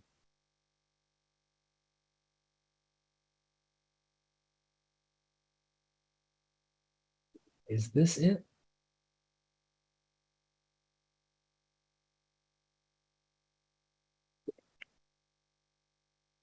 I don't want to spend too much time on it, but it's one of these. Yeah. I think it's this. It's one of these pre-earnings ones where I just kind of went cuckoo. Yeah, it's one of those. Sorry. I do know what you're talking about, though. In community, is there a possibility to make some threads on specific topics like kurtosis, for example, currently quite valid discussion of swamp to ad hoc? Yeah, it's true. We don't have that. It's hard. We're adding in the better version, the new version, obviously you can actually search for kurtosis so you can find those things. That's probably my best answer. You'll be able to search to things and go to things. What RSI is your number for overbought enough to take a short position? So it's a good question. I haven't found a really good answer to that. And the reason I haven't is that really high RSI can actually linger. It reminds me of really, really low vol. Really, really low vol can last for a long time. Remember, I showed you in that someone asked a good question about like, what is this volatility thing in GPT and our AI? And I was showing you that. So the answer is I don't really have one because it tends to persist like low volatility tends to persist, right? High volatility does not persist, right? It comes down. When there's high volatility, it tends to come down quickly. It's very similar with RSI. A very low RSI does not persist. Stock tends to come up. A very high RSI can actually persist. So I don't have a good number for you, Cap. But I would look at like 75 or 80. I'd look at a very high one. What is the minimum time windows you find your scans are useful? Anything short-term under 1 week? Yeah, for sure. So in general, for example, when we're doing the pre-earnings trades, because they have stops and limits. So if you go to ProScan, go to 14-day pre-earnings, long call technical, and I'll just PayPal. what's happening, let me do it over 5 years. I don't care if they're good results. I just want to show you what's happening. So hypothetically, this is a 14-day trade because the custom earnings is 14 days before earnings, but we have a stop and a limit. So look what's actually happening. It's 2 trades, so that was useless. But here, this went a week, this one a week. So let me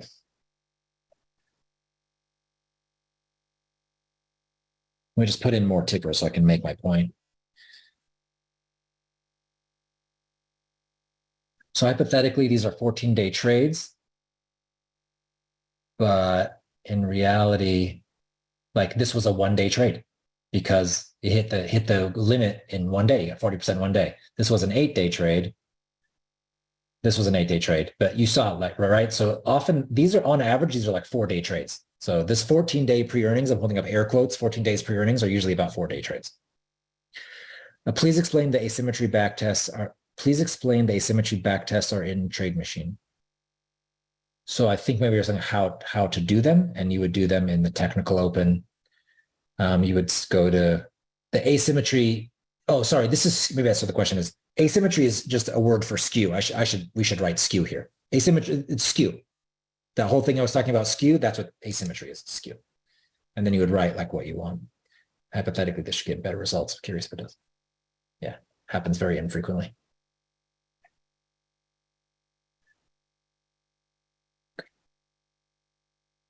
I agree with you, re-candlesticks. Yeah, I think he was talking about how they're not necessarily useful. I would be interested in one-on-one training. Don't think we're doing that anymore, unfortunately. I must sign out for now, and thank you both again for your excellent presentation. Thank you. Looking in video, you get very high kurtosis and skews. Of course, Pattern Finder shows almost all downside. No surprise at this point of the market. When you look at Schwab, it shows decent kurtosis, and of course, the skew is low but positive, and it shows a lot of potential upside in the Pattern Finder. What would be some of your favorite strategies you would look at, given that this year the Qs have gone straight up? I'm sticking to small windows of speculative risk. So, I don't mean to punt, but like basically everything in the scanner, TradeMachine scanner, is a short-term trade, pre-earnings, post-earnings. Some of these, like the technical long strangles, like these are all small bursts. So that's what I would prefer, even while the market's going up or down. In Pattern Finder, I would still be looking for better. Oh, interesting. Okay. For these types of setups where like the next congestion points just have more room to the upside than the downside. This one doesn't. So Baidu. Oh, here you go. 1, 2, 3, 4, 5, 6, 7, 8. This is the 9th time it's hit this level. Is it going to break through? I don't know, but does it feel bullish? Not to me. If it breaks out, does it feel bullish? Yeah, then you're probably looking around 180. So yeah, to answer your question is I just look at short bursts of exposure, and it doesn't really matter to me, therefore, what's happening in the market as much. Any plans for you adding back testing with money management? No, we're not going to do that. I have a TradeMachine Pro and Pattern Finder. Can that be incorporated in one view? No, it can't. It's a really good question, and we don't have a good way to do that. Like to just log into one and just like, can it just be in one place? That would be ideal. CML is a great company to work with. Wish I would have discovered it years ago. Thank you, Ron. How do you recommend we use ChatGPT? Okay, I would use ChatGPT for the things that it's particularly good at. So it's to get the value out of ChatGPT, you have to understand what it is exceptionally good at and what it is not exceptionally good at. It is exceptionally good at understanding context. So if there's a large amount of text and you just want context, you're like, hey, summarize this in bullet points for me. Love it. And if you're writing code, then it's very good in certain pieces, certain snippets of code. I would use it for like C#, Python, R. I think it's really good. I think if I've used it and anything else. I feel like I have. No, that's about it. So yeah, it's exceptionally good at code writing and parts of code writing, and exceptionally good at context. And that's how we use ChatGPT to summarize things for me, to in this block of text, what was brought up the most often, and then I know what a CEO has said the most often. By the way, that's coming to CML Pro anyway, so that's what's awesome. Still working on it. Never mind. Yeah, okay. Ophir, what are the features of the TM Platinum? So TM Platinum is exactly TradeMachine Pro. The only difference is that you can back test more tickers at once. So once Jason's done with this pretty awesome upgrade to our infrastructure through the way we're handling data, you'll be able to back test up to 500 tickers at once on the backtest step. And that's the difference. Platinum gives you more tickers at once to backtest. And the way we determine the price of Platinum is we take your personal current monthly rate and we multiply by 12. Once we sign up, do we also get a rundown of most commonly used or most successful strategies that have been backtested? Is there a community of users? There is a community of users, just showed you that. And if you're in TradeMachine and you go to the Learn tab, you can see some of the things we talk about. So TradeMachine strategies, click here. And then you can go through sort of like what's going on, like a whole bunch of stuff, a bearish technical scan. Just go through here. Here's a whole bunch of stuff. Fade the dip technical, buy the dip technical, preenings. This is what we're doing. This is what people are doing right here. Okay.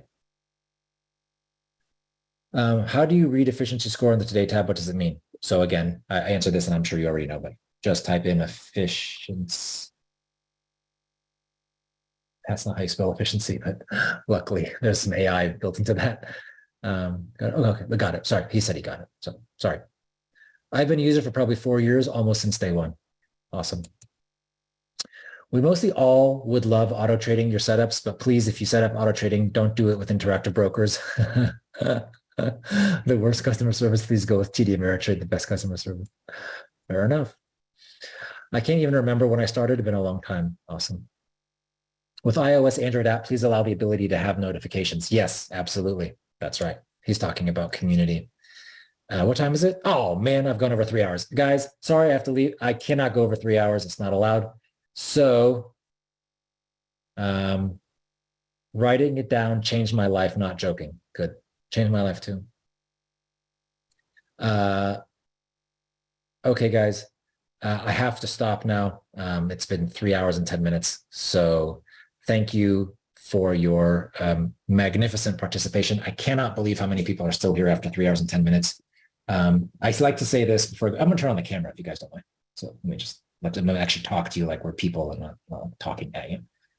Hold on. See you on this glorious Saturday. Hello, everyone. I hope you're well. Yeah, so I have this thing that I say, but there's no more trading information coming. So if you want to leave, you leave. You're not going to miss anything.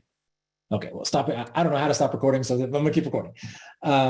So I have the story I tell you know, guys. I mostly lived in California, and now we have a place in Las Vegas too, and whatever. But in LA, in particular, there's a lot of people who want to be actors, and I've told this story before. Right? There's a difference between liking the idea of something and wanting it.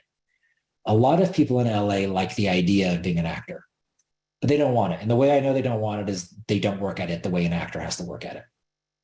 And the reason people don't work at things is because, unfortunately, in life, you can work really, really hard and not get results, right? We all know that. We've all experienced that. You can bust your ass, really give it your best, and it's not a success. I'm not even talking about trading. You don't get what you were hoping to get. But on the other side, we know for sure that if you don't try your hardest, you don't bust your ass, you will not get what you want.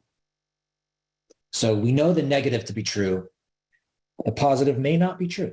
You can try very, very hard at something, anything in life, to run a mile under 5 minutes, whatever it is, and you just might not be able to do it. And that sucks. In LA, a lot of people like the idea of being an actor, but they don't want to bust their ass at it. The people who bust their ass at it, they want to be an actor. It's the same thing with trading. There's a lot of people who like the idea of being a trader. It just sounds glorious. Financial freedom, what you make or lose is on you. I like that idea a lot. But do you want it? Do you want it? Because if you want it, it's really fucking hard. Everything I just said is now hard. Money's on you. Can you pay the bills? It's on you. There's no paycheck. You're not doing well. You can't ask for help from a coworker. You can be in the trading group, but it's on you. everyone who stayed on this webinar for an unbelievable amount of time, for 3 hours and 13 minutes. I'll tell you what, guys, I can't guarantee you're all going to be successful trading, but there's one thing I can guarantee you. You want to be fucking traders. You don't like the idea. You want to fucking be traders. And I love that. You're the kind of people that I want to hang out with. And it's not if you're traders. If we were all in a session together, learning how to build a house, I don't know, whatever, how to lay concrete, how to lay brick, I don't care. And we were all on it this long and trying this hard. Those are the people I want to go out with. Who do I want to have lunch with? Someone who they don't like the idea of things. They fucking want it. Man, I love that. You inspire me. You bring energy and joy to my life. I don't care what you're doing. I don't care if it's cold fusion, which is impossible, but whatever. Laying brick, knitting sweaters, trading. I don't care, man. Like, I'll talk to you about knitting a sweater. If you want to be a knitter, I'll talk to you about that. I'm about to talk to you about that. Yeah. So everyone here, you have inspired me, just that you've listened to me for so long. So I wish you the best. I hope you have a great weekend. I hope you have a great long arc of your trading career. A trading career is an arc, guys. It's an arc. It just sucks. It just sucks. I blew out 3 times.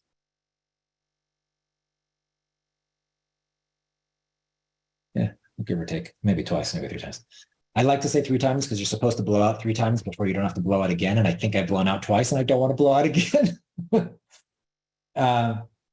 It's hard. And you can try really hard and not be successful.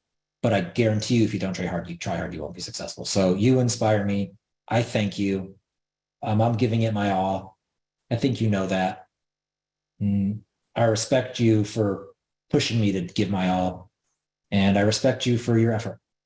These are very attractive features to me.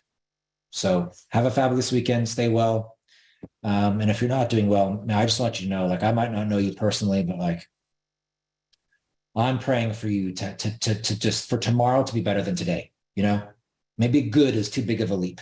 To go from how you are today to good is hard. Well, how about if we go from today to tomorrow, we just go better?